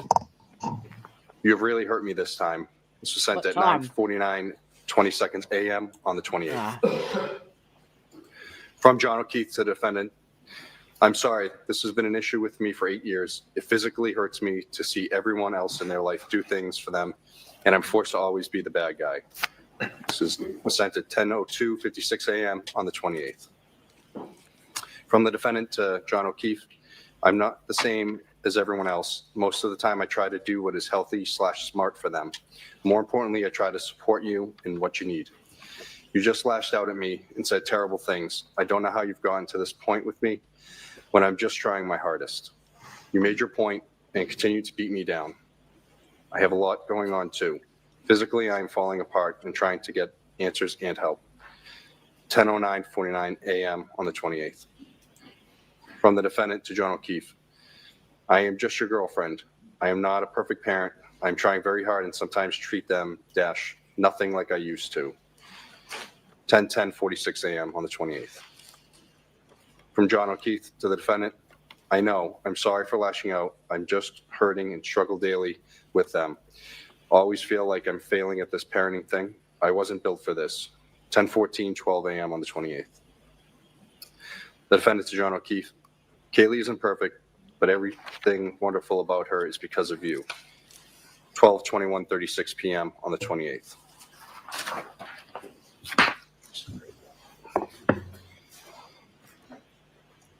From John O'Keefe to the defendant, an emoji is sent at 12:21:59 on the 28th.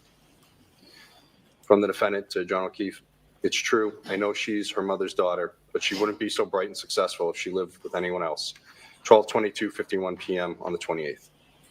From the defendant to John O'Keefe, wow, Kristen just sent 2 back-to-back messages to not lose your faith in the kids. 12:31:28 p.m. on the 28th. From the defendant to John O'Keefe, or in yourself, at 12:31:41 p.m. on the 28th. From John O'Keefe to the defendant, there's 2 emojis sent at 12:32:06 p.m. on the 28th. From the defendant to John O'Keefe, no, and there's 2 emojis. Life can pick you up sometimes. Please be happy with them and put away your frustrations for the rest of the day. And be so proud of yourself, JJ. That's 12:33:35 p.m. on the 28th.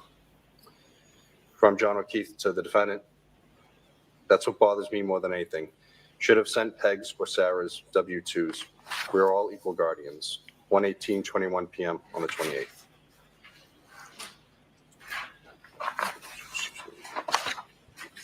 From the defendant to John O'Keefe, maybe you can call someone. 1:21:55 p.m. on the 28th. From John O'Keefe to the defendant, like who? 1:46:42 p.m. on the 28th. From John O'Keefe to the defendant, what time are you coming here? 1:47:38 p.m. on the 28th. From John O'Keefe to the defendant, it's another emoji sent, 2:05:30 p.m. on the 28th. From the defendant to John O'Keefe, I don't know what time, feel kind of out of it. Just trying to clear my head. 2:06:07 p.m. on the 28th. From John O'Keefe to the defendant, he writes, okay. 2:06:25 p.m. on the 28th. From the defendant to John O'Keefe, text me when you guys settle in later. 2:06. Why don't they have this as a visual? On the 28th. From John So much O'Keefe easier the to follow. defendant, sure. 2:06:58 p.m. on the 28th. From the defendant to, oh, no, it's cut off, yes, sir. Yeah. May I approach, Your Honor? Yes. That must be where the, so, sorry. Helpful if I take Well, it they're out. trying to say that Celebrite got that I wrong and they believe it- really said that yeah, over it goes to four. the next one, so I'll start. Yeah, sorry. With the court's permission, we'll begin the PowerPoint. Yes.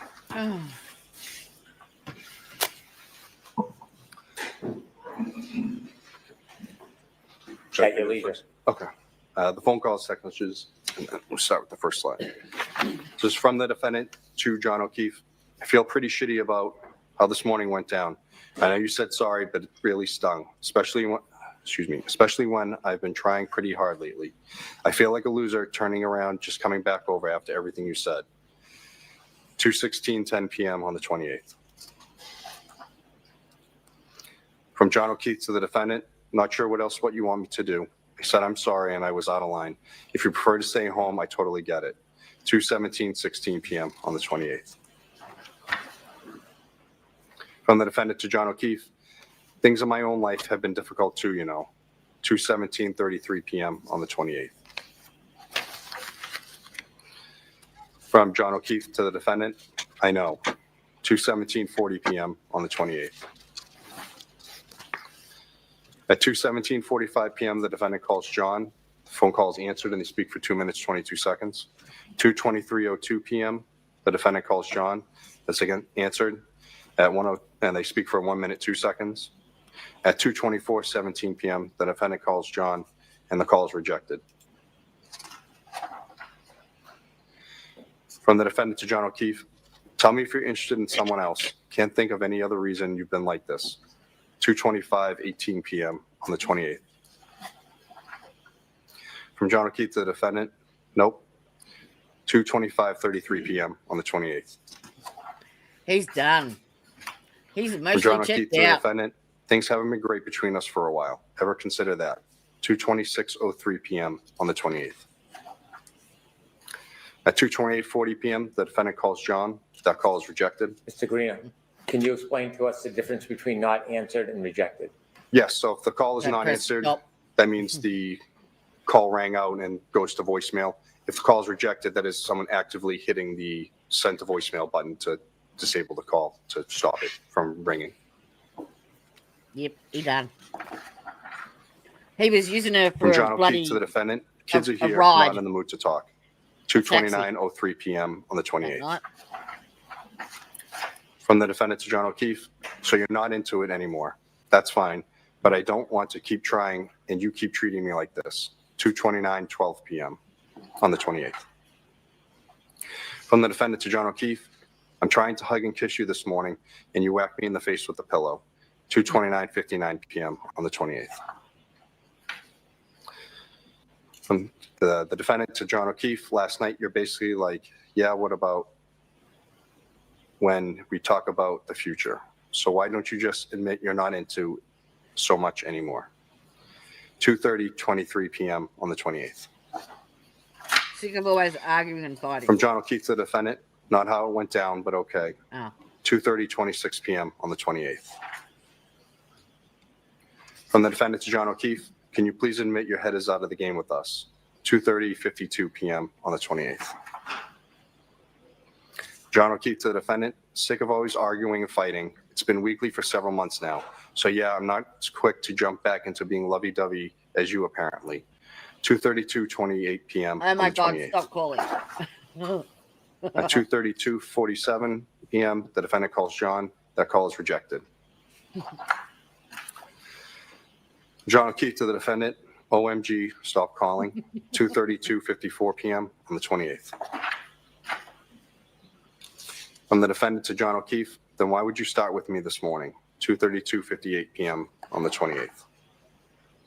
From the defendant to John O'Keefe, you're setting me up to fail, 2:33:05 p.m. on the 28th. From the defendant to John O'Keefe, you started a number of fights from your end, 2:33:26 p.m. on the 28th. And John O'Keefe to the defendant, I've explained it a few times already, not doing it again, 2:33:31 p.m. on the 28th. From the defendant to John O'Keefe, so you're not into this anymore, 2:33:41 p.m. on the 28th. I'm not From John answering. O'Keefe to Stop the defendant, not into fighting all the time, correct, 2:34:03 p.m. on the 28th. From the defendant to John O'Keefe, if you tell me you're interested in someone else, you will never hear from me again. You can have all the space in the world, 2:34:11 p.m. on the 28th. From John O'Keefe to the defendant, he sends an emoji, 2:34:19 p.m. on the 28th. From the defendant to John O'Keefe, then stop starting with me, 2:34:20 p.m. on the 28th. 2:34:29 p.m. the defendant calls John. He rejects the call. I'm not answering. Stop calling. John O'Keefe to Karen, the defendant, I'm not answering. Stop calling. 2:34:42 p.m. on the 28th. From the defendant to John O'Keefe, can you please answer after how you treated me earlier? 2:34:43 p.m. on the 28th. 2:34:54 p.m. the defendant calls John. That's rejected. John O'Keefe to the defendant, Kaylee is right here, 2:35:02 p.m. on the 28th. The defendant to John O'Keefe, you start a rager with me out of nowhere and then tell me you're sick of fighting with me, 2:35:41 p.m. on the 28th. The defendant to John O'Keefe, I'm going to grab a drink in a bit, 2:38:14 p.m. on the 28th. 2:38:42 p.m. the defendant calls John. That call is rejected. The defendant to John O'Keefe, can you please answer? 2:38:52 p.m. on the 28th. From John O'Keefe to the defendant, no, Karen, not sure why you need to announce that you're going, not sure why you need to announce that you're grabbing a drink, but have fun. 2:39:46 p.m. on the 28th. From the defendant to John O'Keefe, seeing if you want to meet me later, 2:40:22 p.m. on the 28th. From the defendant to John O'Keefe, can you please call me? 2:40:32 p.m. Stop it. Have some just self-respect. From John O'Keefe to the defendant, have to take them to the doctor. He has practice. 2:40:55 p.m. on the 28th. From the defendant to John O'Keefe, yeah, 5 minutes. 2:41:17 p.m. on the 28th. At 2:43:01 p.m., the defendant calls John. It's not answered. Oh my God. 2:43:45 p.m., the defendant calls John. The call is rejected. John O'Keefe to the defendant, my father just walked in. 2:43:58 p.m. on the 28th. The defendant to John O'Keefe, okay, can you please call me for 2 minutes? 2:44:14 p.m. on the 28th. John O'Keefe to the defendant, not right now. 2:44:23 p.m. on the 28th. The defendant to John O'Keefe, I'm there when anyone else needs me. 2:44:26 p.m. on the 28th. At 2:45:32 p.m., the defendant calls John. The call is rejected. My God. I would have blocked it by now. The defendant calls Mr. O'Keefe. Yes, John, you gave me utter grief this morning. I'd like you to call me for a minute. 2:46:16 p.m. on the 28th. Jesus. Doesn't give up, does she? The defendant to John O'Keefe. I've been trying to get over the hump with is arguing, and now you tell me you're not into doing things. And you don't want to fight weekly, but fly off the handle at 8 a.m. with me, like you're setting me up to fail. 2:47:08 p.m. on the 28th. The defendant to John O'Keefe, I've been dealing with my own personal crisis over things I have zero control over. Wow. I'd like to lean on you too sometimes. Instead, I just hear everything I've done wrong. 2:48:34 p.m. on the 28th. We have a victim. At 2:56 p.m., the defendant calls John. The call is rejected. Ah. At 2:51:13 p.m., the defendant calls John. It's rejected. 2:52:37 p.m., John calls the defendant. It's not answered. At 2:53:56, the defendant calls John. Again, not answered. The defendant, John O'Keefe, you seriously cannot pick up the phone for 2 seconds. 2:54:13 p.m. 2:58:05 p.m., the defendant calls John. It's rejected. At 2:59:13, John calls the defendant. The call is answered and they speak for 4 minutes, 59 seconds. Can you imagine what that consisted of? From the defendant to John O'Keefe, why don't you meet me at Hillside at 4:30/5, 3:08:55 p.m. John O'Keefe to the defendant sends an emoji at 3:10:08 p.m. on the 28th. From the defendant to John O'Keefe, or whenever you get, or whenever you get everyone settled, 3:10:35 p.m. on the 28th.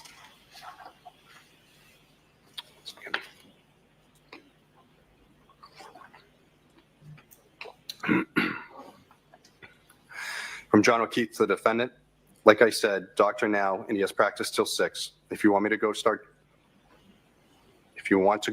drinking, then go for it. 3:36:21 p.m. on the 28th.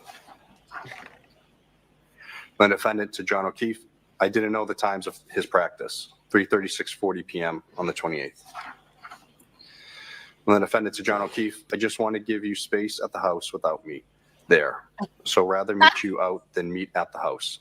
3:37:01 p.m. on the 28th. All afternoon. John O'Keefe to the defendant, yeah, well, now there's a 72-year-old taking up shop on my couch. 3:37:36 p.m. on the 28th. The defendant to John O'Keefe, yeah, that too. 3:37:46 p.m. 28th. From the defendant to John O'Keefe, is he going to Collins? 3:38:23 p.m. on the 28th. John O'Keefe to the defendant, not tonight. 3:38:32 p.m. on the 28th. From the defendant to John O'Keefe, so do you plan on going out tonight? 3:39:01 p.m. on the 28th. From John O'Keefe to the defendant, Karen, I don't know. 3:39:17 p.m. on the 28th. John O'Keefe to the defendant, you're like jonesing to drink, so go. 3:39:43 p.m. on the 28th. From the defendant to John O'Keefe, okay, well, after how this morning went down, I don't think I need to be back over there with you. Get frustrated at how I am with the kids. Has nothing to do with drinking. 3:40 p.m. on the 28th. From the defendant to John O'Keefe, I am paranoid now that everything I do with them is problematic. So rather see you for a minute without it, kids around. 3:40:24 p.m. on the 28th. From John O'Keefe to the defendant, what's your plan at 4:47:16 p.m. on the 28th? From the defendant to John O'Keefe, don't have one. 4:50:09 p.m. on the 28th. For John O'Keefe to the defendant, so still home. 4:50:26 p.m. on the 28th. The defendant to John O'Keefe, yes. 4:50:45 p.m. on the 28th. From John O'Keefe to the defendant, we just got home, waiting to see what Papa decides here, or else I have to get Patrick at 6. 4:59:45 p.m. on the 28th. The defendant, John O'Keefe, okay. 5:01:55 p.m. on the 28th. John O'Keefe to the defendant, so are you staying home or coming here? 5:02:23 p.m. on the 28th. From the defendant to John O'Keefe, waiting to see what you end up doing. I don't want to hang out at the house too much, like I said. 5:03:40 p.m. on the 28th. From the defendant to John O'Keefe, I think it's clear me around the kids, I think it's clear me around with the kids around is slowly killing our relationship, and our relationship is much more important to me. 5:04:16 p.m. on the 28th. You shouldn't say that. John O'Keefe to the defendant, well, there's a blizzard coming, so we'll be inside all weekend. 5:04:19 p.m. on the 28th. The defendant to John O'Keefe, it will be over by noon tomorrow, 5:44 p.m. on the 28th. It'll John be O'Keefe over to the by defendant, noon tomorrow. don't think so. Oh, the snore. 5:05:27 p.m. on the 28th. The defendant to John O'Keefe, I don't want to keep having this constant conflict of the dynamic of the four of us. The harder I try, the more it kills our relationship Hey, as a Stevie couple. Sharp. It feels like utter shit to be in that position. Rather just meet you out for drinks when you figure out what your night looks like. 5:06:45 p.m. on the 28th. I just can't get over John the. O'Keefe to the defendant, well, I have no idea what's going on, so do what you want. 5:07:34 p.m. on the 28th. I want to give you some space, but John I'll O'Keefe to the line up your defendant, phone all need to afternoon. figure out what everyone is doing. Everyone here is doing. Yeah. All I know now is Madeline is coming over. No clue about Patrick yet, or if Papa is planning on hanging it for a few more hours. 5:09:29 p.m. on the 28th. God. From the defendant to John O'Keefe, okay, well, when you know the story and if you want me to come up, let me know. 5:12:36 p.m. on the 28th. John O'Keefe to the defendant, no, Karen, you decide what you want to do. 5:13:18 p.m. on the 28th. From the defendant to John O'Keefe, I know your heart isn't in this anymore. I felt it for a while and especially lately. I'm willing to try more, but not if you approaching the point of indifference. If you want me to come up and you can head out for a while, Can you then pause say that so 1 second? when you know what your father is doing. 5:14. My God. If someone blew my phone up like that, I would have switched the fucking thing off. There's no way. I'd have drowned the thing. No fucking way would I. Every time that message goes off, I would have just like, oh, all afternoon. All after. Where's the self-respect? Where's the dignity? If my daughters ever did that, in fact, it's probably a bit the opposite. What did Jamison say to me the other day? Her fella said something to her, and she's like, "It sounds like a you problem."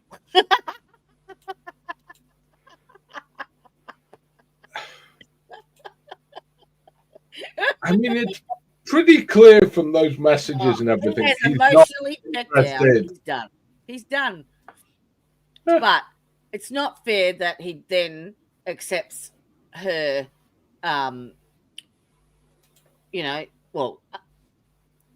nominates her as the driver for the night. That's purely selfish, and that's not fair. You're out, you're out. That's it. Simple, done. Oh, for sure, Teresa. Like, Jodie's talking away. You're muted. You know, I'm not muted, am I? No. Yeah. Yeah, I would have just said, you know what? Stop fucking calling me. I'm not interested in listening to this bullshit. Fuck off. Do you know there's a really great way of stopping people being able to do that? Block them. No. You take your phone, you put it in the microwave, and you turn it on.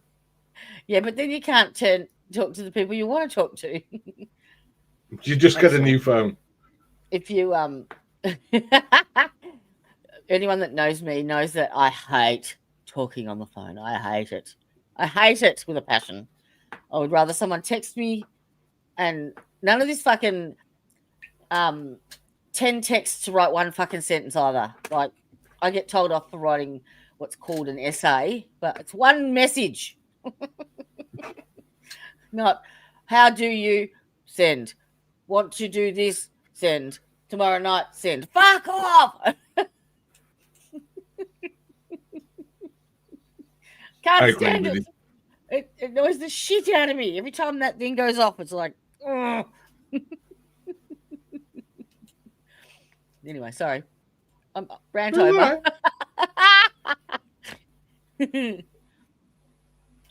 23 p.m. on the 28th. John O'Keefe to the defendant, you come up and I head out. Really? Emoji. 5:15:48. John O'Keefe to the defendant, I've told you already, I don't bounce back as quickly as you do after we have a battle, Hello. 5:16:52 Yeah. p.m. on the 28th. You don't blow up my phone, do you? No. From the defendant to John O'Keefe, no, head out together with an emoji, 5:17:49 p.m. on the 28th. From the defendant to John O'Keefe, or meet out, 5:17:54 on the 28th. Oh, hello. John O'Keefe to the defendant, gonna send Patrick to Collins tonight. They're picking him up around 7. Mike may hang out too when he brings Matt over. So why don't you just come over? 5:19:42 p.m. on the 28th. From the defendant to John O'Keefe, Mike doesn't You want showing to your go out for a butt? bit. 5:20 p.m. on the 28th. From the defendant to John O'Keefe, I would like to, been a shit day from the jump. 5:20:33 p.m. on the 28th. From John O'Keefe to the defendant, probably 5:20:39 p.m. on the 28th. From John O'Keefe to the defendant, I just got sober an hour ago. 5:20:56 p.m. on the 28th. From the defendant to John O'Keefe, I'll text you, hang with Mike for a few. I don't need to butt in. Text me if/when you think you may head out. 5:25:12 p.m. on the 28th. From the defendant to John O'Keefe, can you send me Tim Zoll's contact info, please? 5:26:38 p.m. on the 28th. John O'Keefe to the defendant, I paid the last bill. 5:27:08 p.m. on the 28th. From the defendant to John O'Keefe, you didn't have to do that, thanks. 5:27:43 p.m. on the 28th. From the defendant to John O'Keefe, are you really not going to accept my friend request? Your butthole is on 5:32:33 p.m. on the 28th. Everyone John can see O'Keefe your to the date. defendant, an emoji on what, FB? 5:33:01 p.m. on the 28th. From the defendant to John O'Keefe, yeah, we've been going out for 2 years. Thanks, Timmy. 5:33:20 p.m. on the 28th. John O'Keefe to the defendant, I haven't gone on. You defriended me over a year ago, I believe. 5:33:48 p.m. on the 28th. From the defendant to John O'Keefe, Kerry texted that they're headed out in a bit. 6:05:29 p.m. on the 28th. From John O'Keefe to the defendant, okay. 6:14:55 p.m. on the 28th. From the defendant to John O'Keefe, she's going to let me know where. 6:17:51 p.m. on the 28th. From John O'Keefe to the defendant, so you're going to meet them. 6:18:12 p.m. on the 28th. From the defendant to John O'Keefe, just presenting it as an option. Wouldn't mind hanging out with them for a drink. 6:19 p.m. on the 28th. Sorry.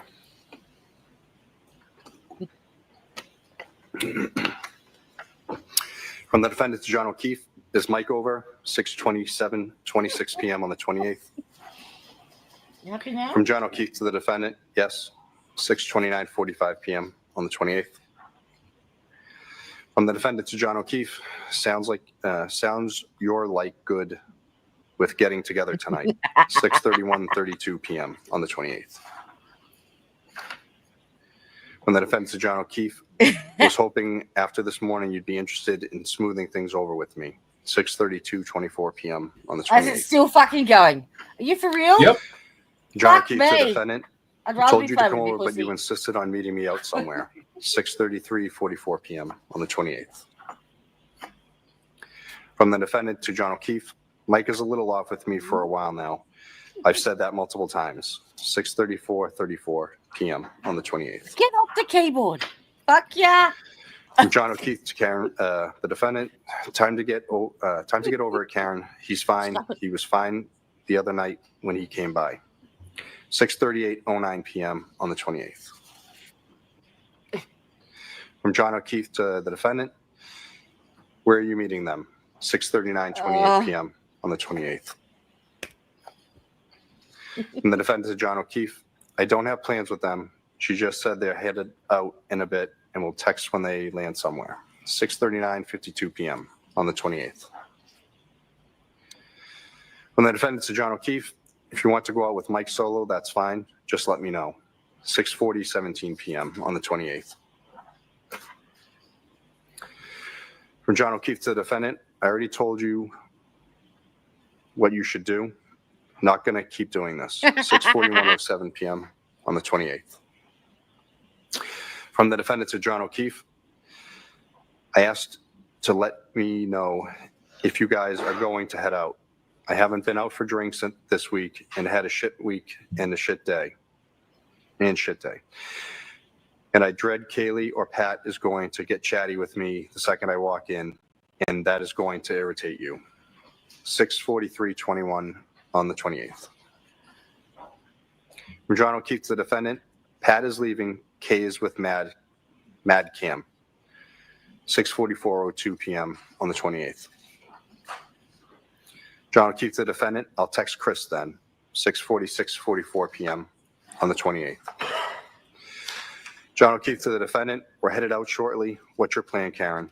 7:06:13 He's p.m. talking on the about 28th. Michael Camerano. From the defendant to John O'Keefe, do you want to join? Do you want Yeah. me to join or no? 7:06:37 p.m. on the 28th. She's so insecure.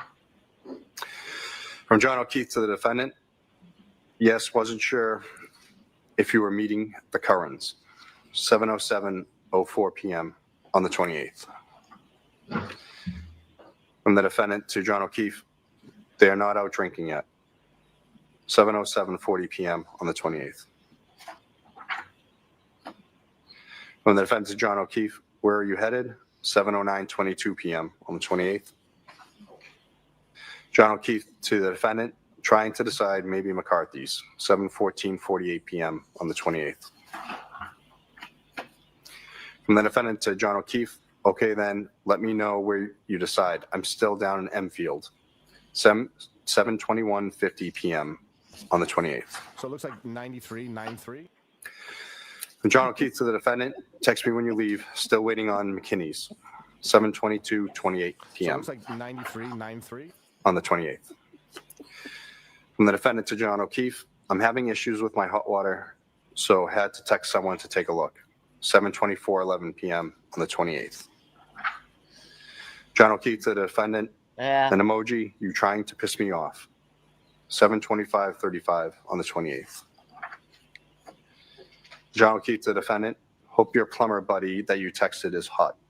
7:26:24 p.m. on the 28th. From the defendant to John O'Keefe, nope, my shower only got lukewarm and now my sink won't run hot at all. The plumber I used is right down the road. 7:26:27 p.m. on the 28th. From the defendant to John O'Keefe, I turned that temp thing in the basement all the way up. 7:26:52 p.m. on the 28th. John O'Keefe to the defendant, check the hot water heater and see if it's leaking. 7:26:52 p.m. on the 28th. The defendant to John O'Keefe, it's not. 7:26:59 p.m. on the 28th. John O'Keefe to the defendant, don't do that. 7:27:01 p.m. on the 28th. So what's John happening in O'Keefe my to the head? defendant, is the pilot lit? 7:27:08 p.m. on the 28th. From the defendant to John O'Keefe, I was trying to get my shower hot. 7:27:12 p.m. on the 28th. From the defendant to John O'Keefe, yes. 7:27:14 p.m. on the 28th. From John O'Keefe to the defendant, don't turn it up. Don't turn it all the way up. 7:27:26 p.m. on the 28th. John O'Keefe to the defendant, it will burn out. 7:27:32 p.m. on the 28th. From the defendant to John O'Keefe, I had this issue twice before and it wasn't a disaster. I just can't remember what the cause was. 7:27:41 on the 28th. From John O'Keefe to the defendant, just turn it back to where it was and get over here. 7:28:08 p.m. on the 28th. From the defendant to John O'Keefe, I don't want to come home in a blizzard and then really be up shit creek. 7:28:53 p.m. on the 28th. John O'Keefe to the defendant, so you're going home tonight? 7:29:18 p.m. on the 28th. From the defendant to John O'Keefe, or tomorrow or whenever. I've had a chill all day since my shower. 7:29:45 p.m. on the 28th. From John O'Keefe to the defendant, it's going to snow all day tomorrow, no driving. 7:30:05 p.m. on the 28th. From John O'Keefe to the defendant, we're headed to McCARTHYS. 7:41:29 p.m. on the 28th. From the defendant to John O'Keefe, okay, let me know if you end up leaving. 7:41:57 p.m. on the 28th. From John O'Keefe to the defendant, why? Now you're not coming. 7:42:27 p.m. on the 28th. From the defendant to John O'Keefe, I'm waiting for the plumber. I actually think he's in the driveway. 7:42:56 p.m. on the 28th. From John O'Keefe to the defendant, we're taking Mike's car, so I'm relying on you for a ride home if he leaves. 7:43:10 p.m. on the 28th. From the defendant to John O'Keefe, he's not going home after. 7:43:27 p.m. on the 28th. John O'Keefe to the defendant, 8 o'clock on a Friday. 7:43:31 p.m. on the 28th. John O'Keefe to the defendant, he may have to get Michael. 7:43:46 p.m. on the 28th. John O'Keefe to the defendant, you have a plumber coming over at 8. Knowing me and Papa could have handled it. Good luck. 7:44:36 p.m. on the 28th. From the defendant to John O'Keefe, I have always told you I will not put either of you out of your way the way everyone else in your life does. I knew it wasn't working right when you were at the doctor's with Kaylee, and I knew neither of you could get here. And this guy, Richie, fixed it last time, whatever it was. He was supposed to be here at 5, 7:48:01 p.m. on the 28th. From the defendant to John O'Keefe, if it's not a quick fix, I'll tell him to forget it. 7:48:20 p.m. on the 28th.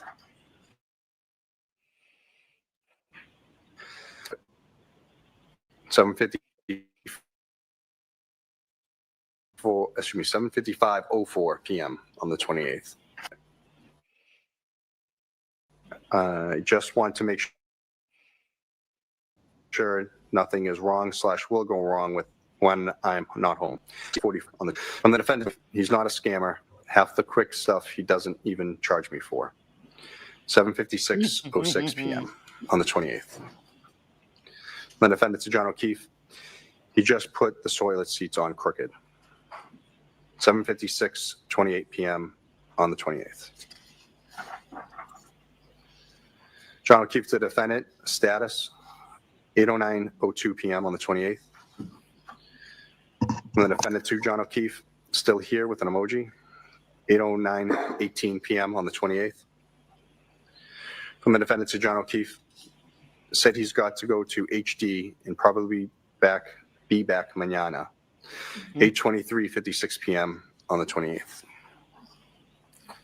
From John O'Keefe to the defendant, so 8:24:43 p.m. on the 28th. From the defendant to John O'Keefe, an emoji, 8:25:02 p.m. on the 28th. From the defendant to John O'Keefe, just trying to figure out if I need to be here, 8:25:51 p.m. on the 28th. From John O'Keefe to the defendant, what does it need, 8:26:01 p.m. on the 28th. From the defendant to John O'Keefe, I don't know. He showed me some pieces that was all rusted with an emoji. I don't understand half this stuff. 8:26:42 p.m. on the 28th. John O'Keefe to the defendant, on the water heater, 8:26:59 p.m. on the 28th. From the defendant to John O'Keefe, yes, 8:27:08 p.m. on the 28th. From John O'Keefe to the defendant, tell him to leave it. I'll take care of it Sunday or Monday. 8:28:30 p.m. on the 28th. From the defendant to John O'Keefe, no, it's okay. I can either meet him here or just shut off the alarm. 8:28:52 p.m. on the 28th. From the defendant to John O'Keefe, he used to work here while I was at work. 8:29:02 p.m. on the 28th. From John O'Keefe to the defendant, does he realize it will be whiteout conditions tomorrow a.m.? 8:29:32 p.m. on the 28th. From the defendant to John O'Keefe, yeah, but he lives right down the road. 8:29:47 p.m. on the 28th. From John O'Keefe to the defendant, Karen, this storm is going to be intense. Can't drive. 8:30:19 p.m. on the 28th. From the defendant to John O'Keefe, okay, well, if he can't, he can't. 8:30:36 p.m. on the 28th. John O'Keefe to the defendant, I'll do it Monday. 8:30:56 p.m. on the 28th. From the defendant to John O'Keefe, I better not still have this problem on Monday. 8:31:22 p.m. on the 28th. From John O'Keefe to the defendant, you plan on being there. 8:31:43 p.m. on the 28th. From the defendant to John O'Keefe, I too know I can take a hot shower there here if I need to. 8:32:14 p.m. on the 28th. Figured you'd be, from John O'Keefe to the defendant, figured you'd be in Canton until Monday. 8:32:32 p.m. on the 28th. From John O'Keefe to the defendant, I'm getting off my phone. Let me know what you're doing. 8:32:54 p.m. From the defendant to John O'Keefe, I think the four of us together is toxic to this relationship. Would like to limit it. 8:33:16 p.m. on the 28th. From the defendant to John O'Keefe, you said so yourself for probably a year now. 8:33:52 p.m. on the 28th. John O'Keefe to the defendant, blizzard tomorrow. Nobody is going anywhere. 8:33:56 p.m. on the 28th. From the defendant to John O'Keefe, maybe I'll come back late tonight. Bad snow is in the early a.m. 8:35:14 p.m. on the 28th. From the defendant to John O'Keefe, I'll head up there in a few min. Let me know if you leave. 8:35:26 p.m. on the 28th. John O'Keefe to the defendant, an emoji. He says, sure. 8:35:34 p.m. on the 28th. And that was the last of them. All right.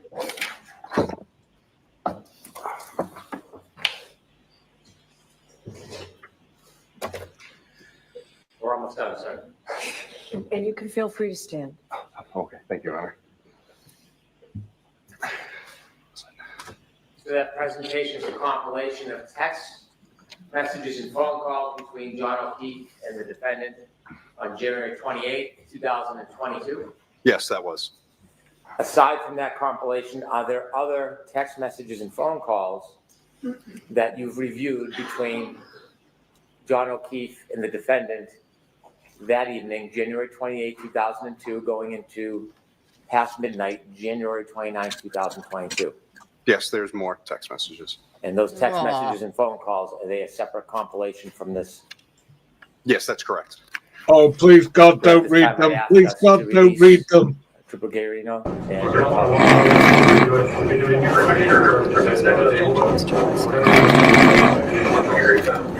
Yes. All right. Thank you, Your Honor. Is this the time for me to see counsel at sidebar? Okay. Yes. Your Honor, I'm going to introduce exhibits or clips 7 through 11. That was the night I fell asleep streaming.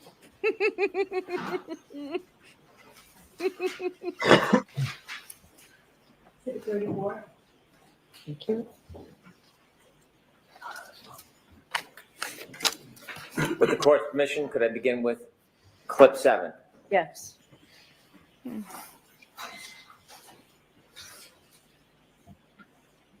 Oh, God.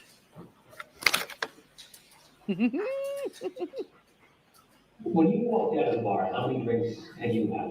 I had probably about 4, and not 4 that I completed either. I didn't drink maybe more than a few sips at the waterfall. And 4 drinks you felt fine to drive? Yep. Clip 8, please. Okay.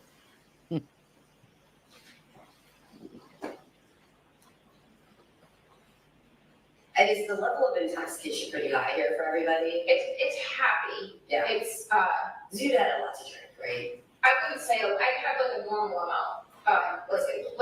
Like a vodka tonic every 40 minutes. Okay. And so are you feeling like buzzed? And I'm not judging, I'm just trying to get a Yeah, sense. buzzed. Yeah. Clip 9, please.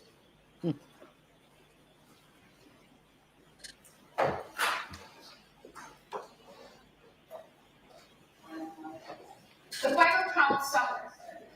The final count of my alcohol intakes, probably about 5 or 6 or 4. The drinks that they were pouring me at McCARTHYS, which is where I consumed most of the alcohol, was the weakest vodka tonic. It tasted just like old soda water with lime. Not that I need it to be a martini, but it might have had a splash of vodka in it. So I said, John, this drink tastes like it has no vodka in it. He said, just get a shot and mix it yourself. So each drink was being counted as a double. So I would get a vodka tonic and then I would pour a shot into it. So that would count as 2. Frankly, it just felt like a regular cocktail. It was just a really weak pour. So I asked for a shot. So for my taste, it just tasted like that's the normal strength of what a drink should be. So I had maybe 2 or 3 that are being counted as 4 and 6. And I don't know. I felt fine. I felt like I was buzzed. And then there was one drink, the last one that was given to me, which I would have counted as 3, but they're counting as my 6th cocktail. The guys that we were with brought around shots, and they gave me one that I didn't drink, but I poured it in my drink. So that's now my 5th and 6th drinks, with the 7th, which is a shot that all the men did, and I poured it. So that one glass that I'm holding, that I go into the waterfall with, has 3 drinks in it, a vodka tonic and 2 shots. And which is why John said to me, you're not leaving that drink here, like you haven't touched it and just poured a bunch of vodka, like just take it with you, which was something he always did. So then I go into Waterfall, and I put that drink down and I socialize most of the time. So that would have been my 5th, 6th, and 7th drinks. Then John orders me a drink at the Waterfall that I don't drink, that he takes with him. And then there was a round of shots that Chris Howard bought that I did take. So that would have been the night. But I did not consume 9 vodka martinis or take 9 shots, depending on how you count it. And the last 2 drinks I didn't touch. Clip 10, please.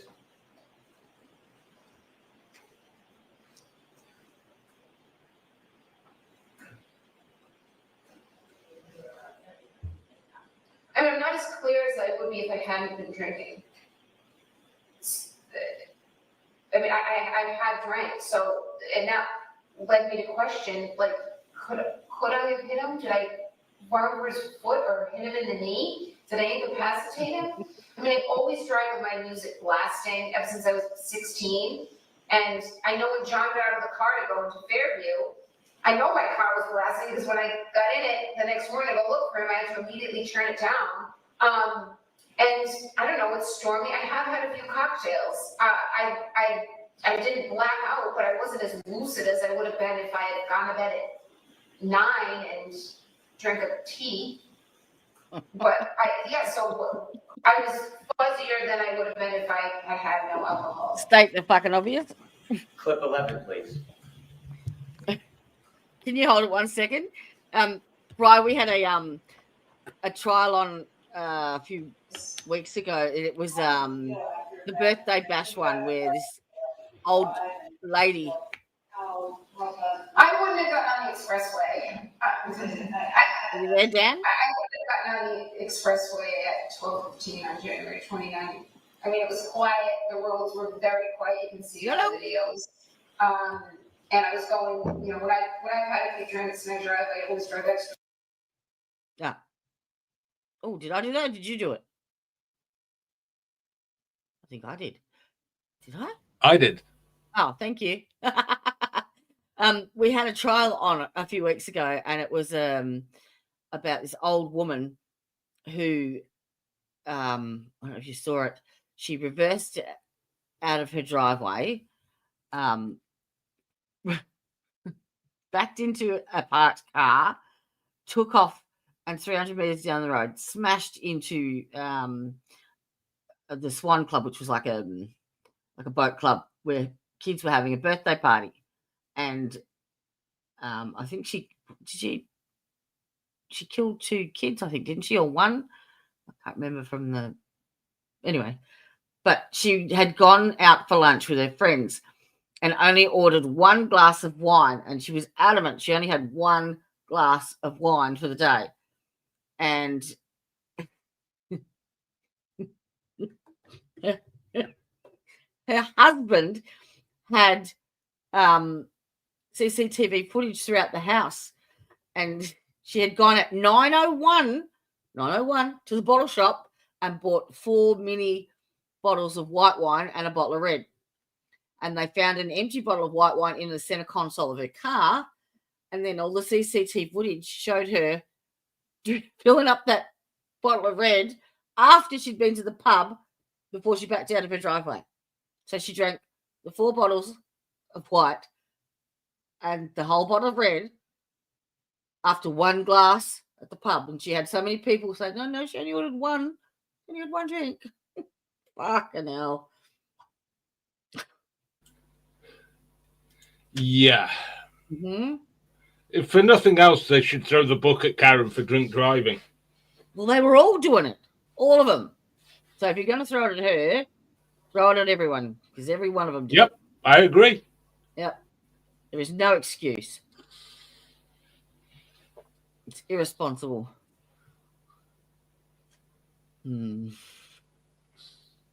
Anyway, yeah. It's a good trial to watch. All right, that one, Bri. I only had 1 glass of wine. It was filled 32 times, but only 1 glass. Yeah. This is why I don't drink. Unless I'm grifting. And then Bri buys straight up $50 bloody super chat. And I think it was, what was it, every $2 or something I had to take a shot. So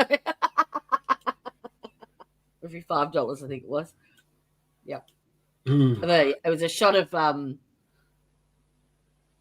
cocksucking cowboy, so it was Baileys and butterscotch schnapps.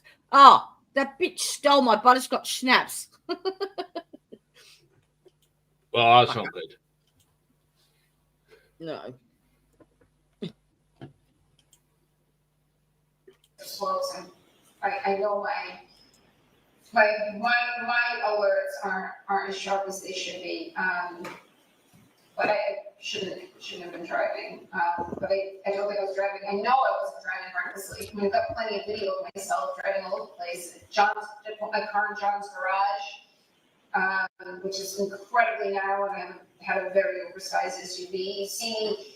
There's a video of me driving through the intersection when we leave Waterfall to go to Brian Albert's, and I was always taught by my father, even when you have a green light, you always should tap the brake. You don't know who's going to run red.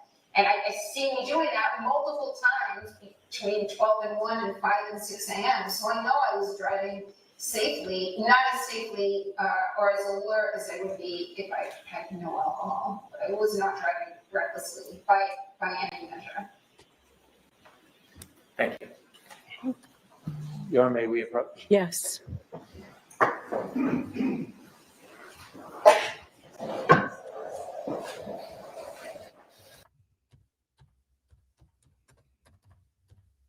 There you go. I will pop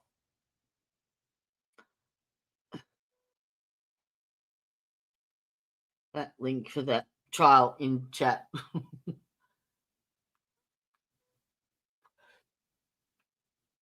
Because they go through the whole trial and they wait until the very end. Because they waited for ages. I think she kept refusing to have a blood sample or blood drawn or something. So when her bloods came back, they weren't as high as they were. I think that was the case.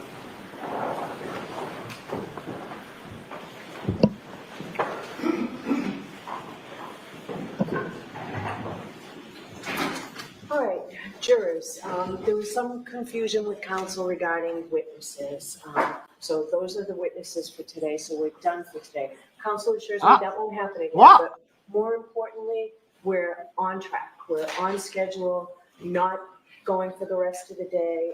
Won't interfere with our schedule. Holy shit. Until the curtains. Yeah. It looks like it's a beautiful day. You'll have a nice afternoon. Tomorrow we'll be going on a view.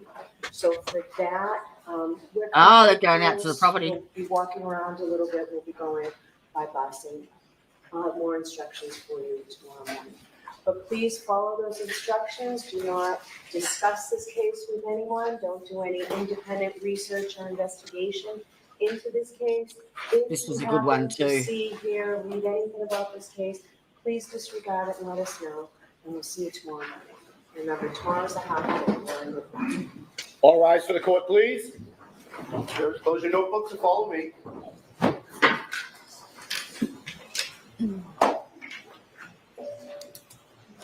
So tomorrow's a half day as well.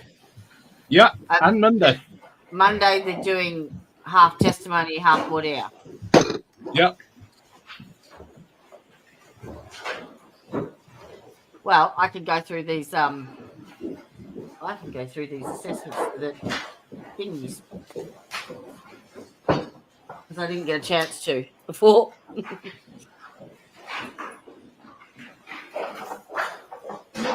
Are they going to argue anything now, or they're going to? Have they got any motions to argue now, or are they just a scheduling thing? Jury is exit the courtroom. All right. Mr. Brennan, have you had an opportunity to think about whether experts should be permitted to either be present or watch the proceeding? And I also want to know, are you expecting to put on any expert testimony tomorrow? Dr. Fowler will testify tomorrow. I think that Dr. should be Fowler. considered expert testimony. He provides the procedures and protocol for the testing of blood serum. Okay. So I think he's technically considered an expert, although one of the briefer ones. All right. Does the defense want an expert to be able to watch that? All right. So I know we've had a lot going on this morning. Do you want to address this tomorrow? When do you want to address whether experts should be present? If I can address it tomorrow morning, I can consider. All right.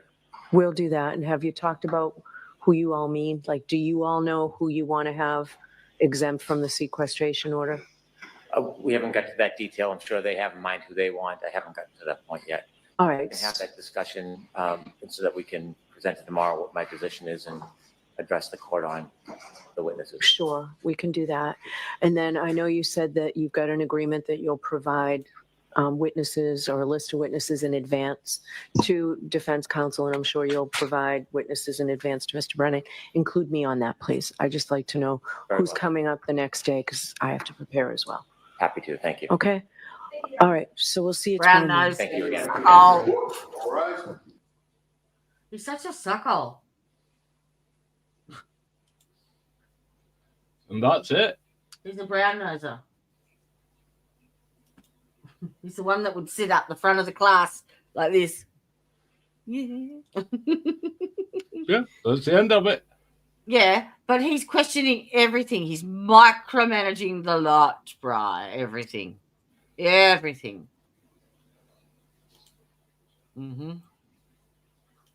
So are they going to stream the trip out to Fairview or no? I don't know.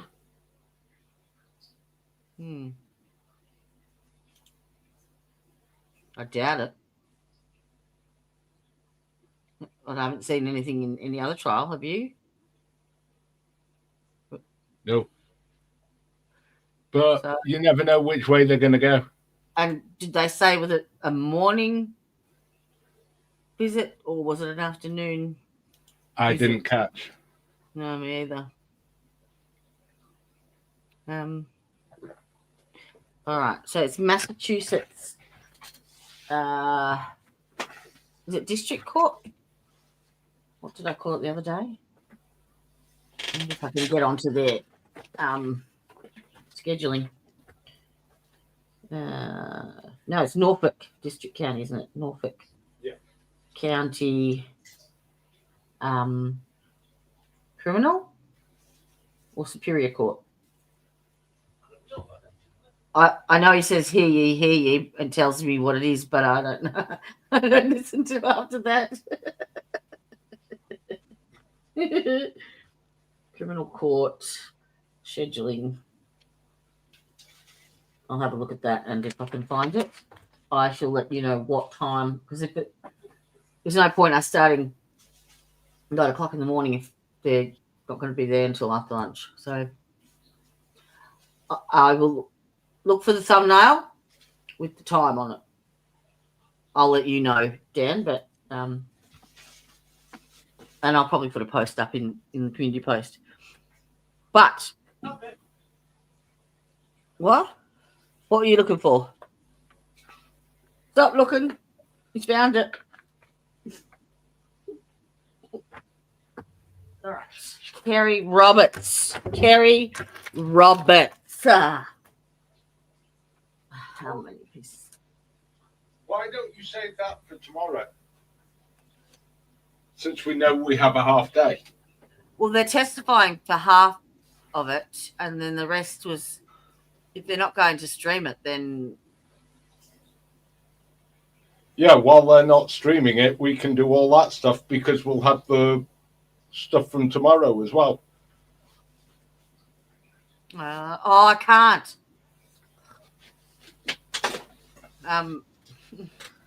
It's a public holiday. Oh, tomorrow's Saturday. Tomorrow night, yeah, maybe.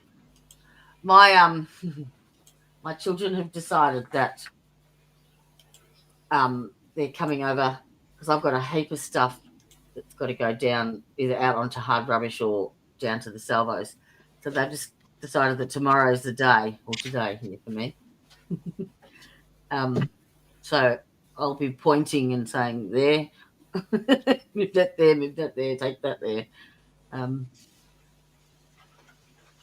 But yeah, I'm happy to, if you want to bugger off, I'm happy to go through Kerry's, what do you call it, testimony, or... All right, hang on. I'll tell you what, I'll look up and see if I can find Norfolk District scheduling now. What can I put on for you? There's a new song back there. What?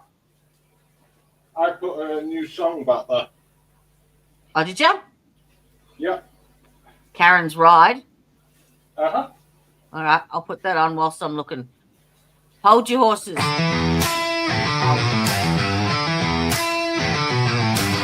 She grabbed her keys and stumbled out. A taste of whiskey still in her mouth. The night was cold, her mind was haze, lost in a twisted, reckless craze. Karen's wheels spinning fast, a love tonight, a shadow cast. She never saw the fading light, just the chaos of the night. His voice an echo in her head, words he whispered, things he said. But as the booze took hold inside, she pushed the pedal, let it slide. Karen's wheels spinning fast, a love tonight, a shadow cast. She never saw the fading light, just the chaos of the night. Oh, red lights flashing in a rearview mirror.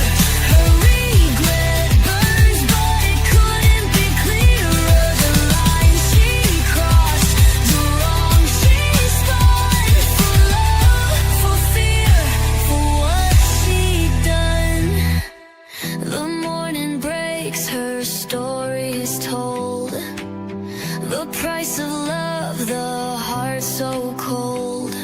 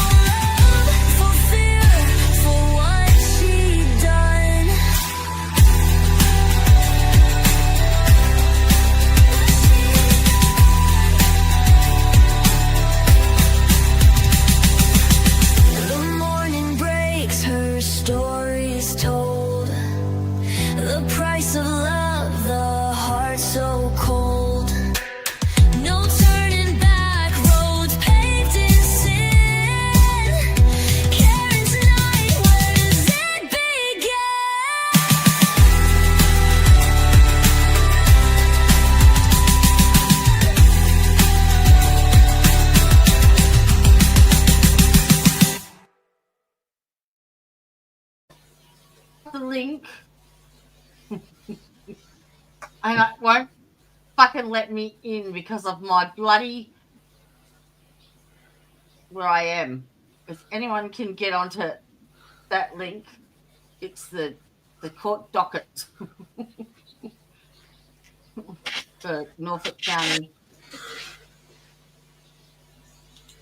court cases. The Supreme motherfucker. I need to add a VPN. And that should take you to the mass.gov site. Search court dockets, calendars, and case information. And then you've got a list of different. But it won't let me get in. No, that sounds about right. Mm-hmm.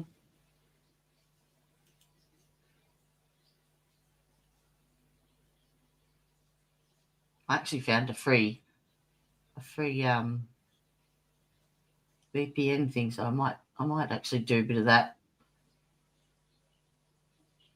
Oh, I've got some time on my hands. Do some. I should set up a bloody stream deck. That's terrible, Jodie. It's April. You got it for Christmas.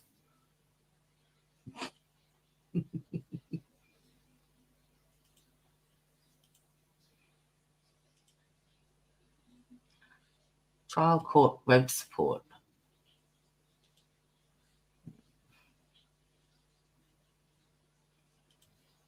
Anyone had any luck? Nope. Did you ever go to gym? Yeah.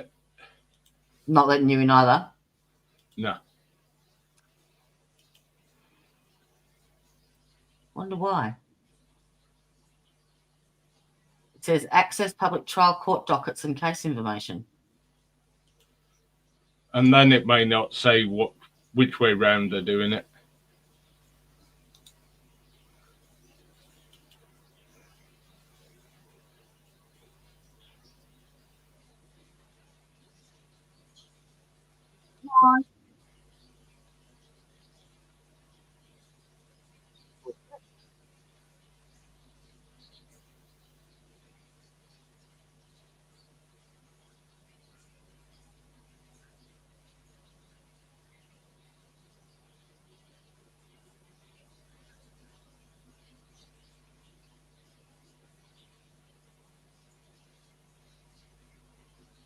You're off through a bit and public court. I will criminal.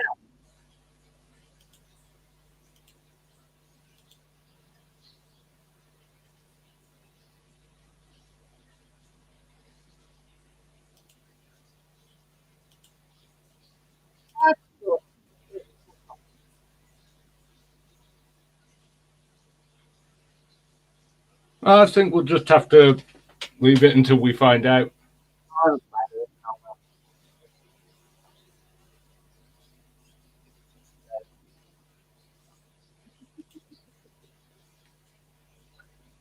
All right. Well,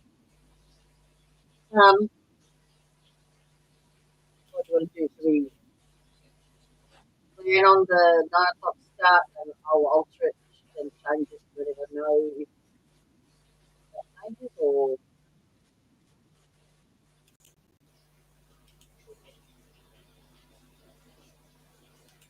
Wait.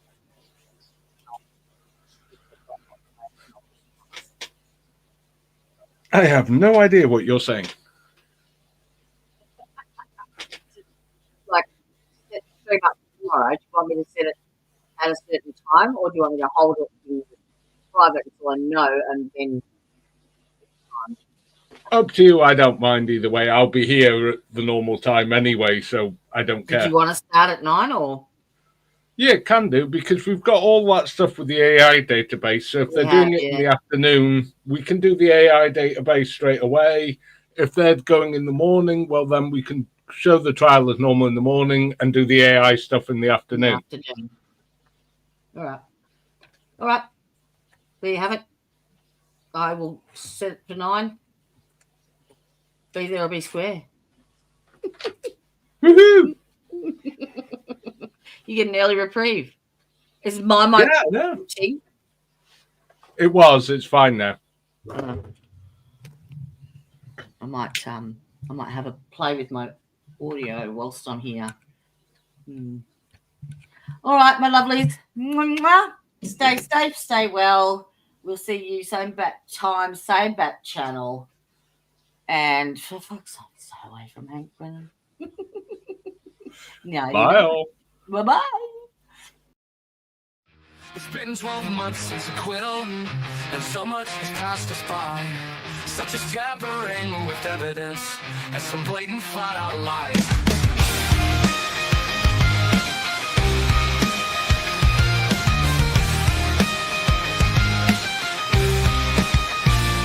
I bet he wears those silky undies, the ones with that jean made of lace. So you can bring in Massachusetts, 'cause we all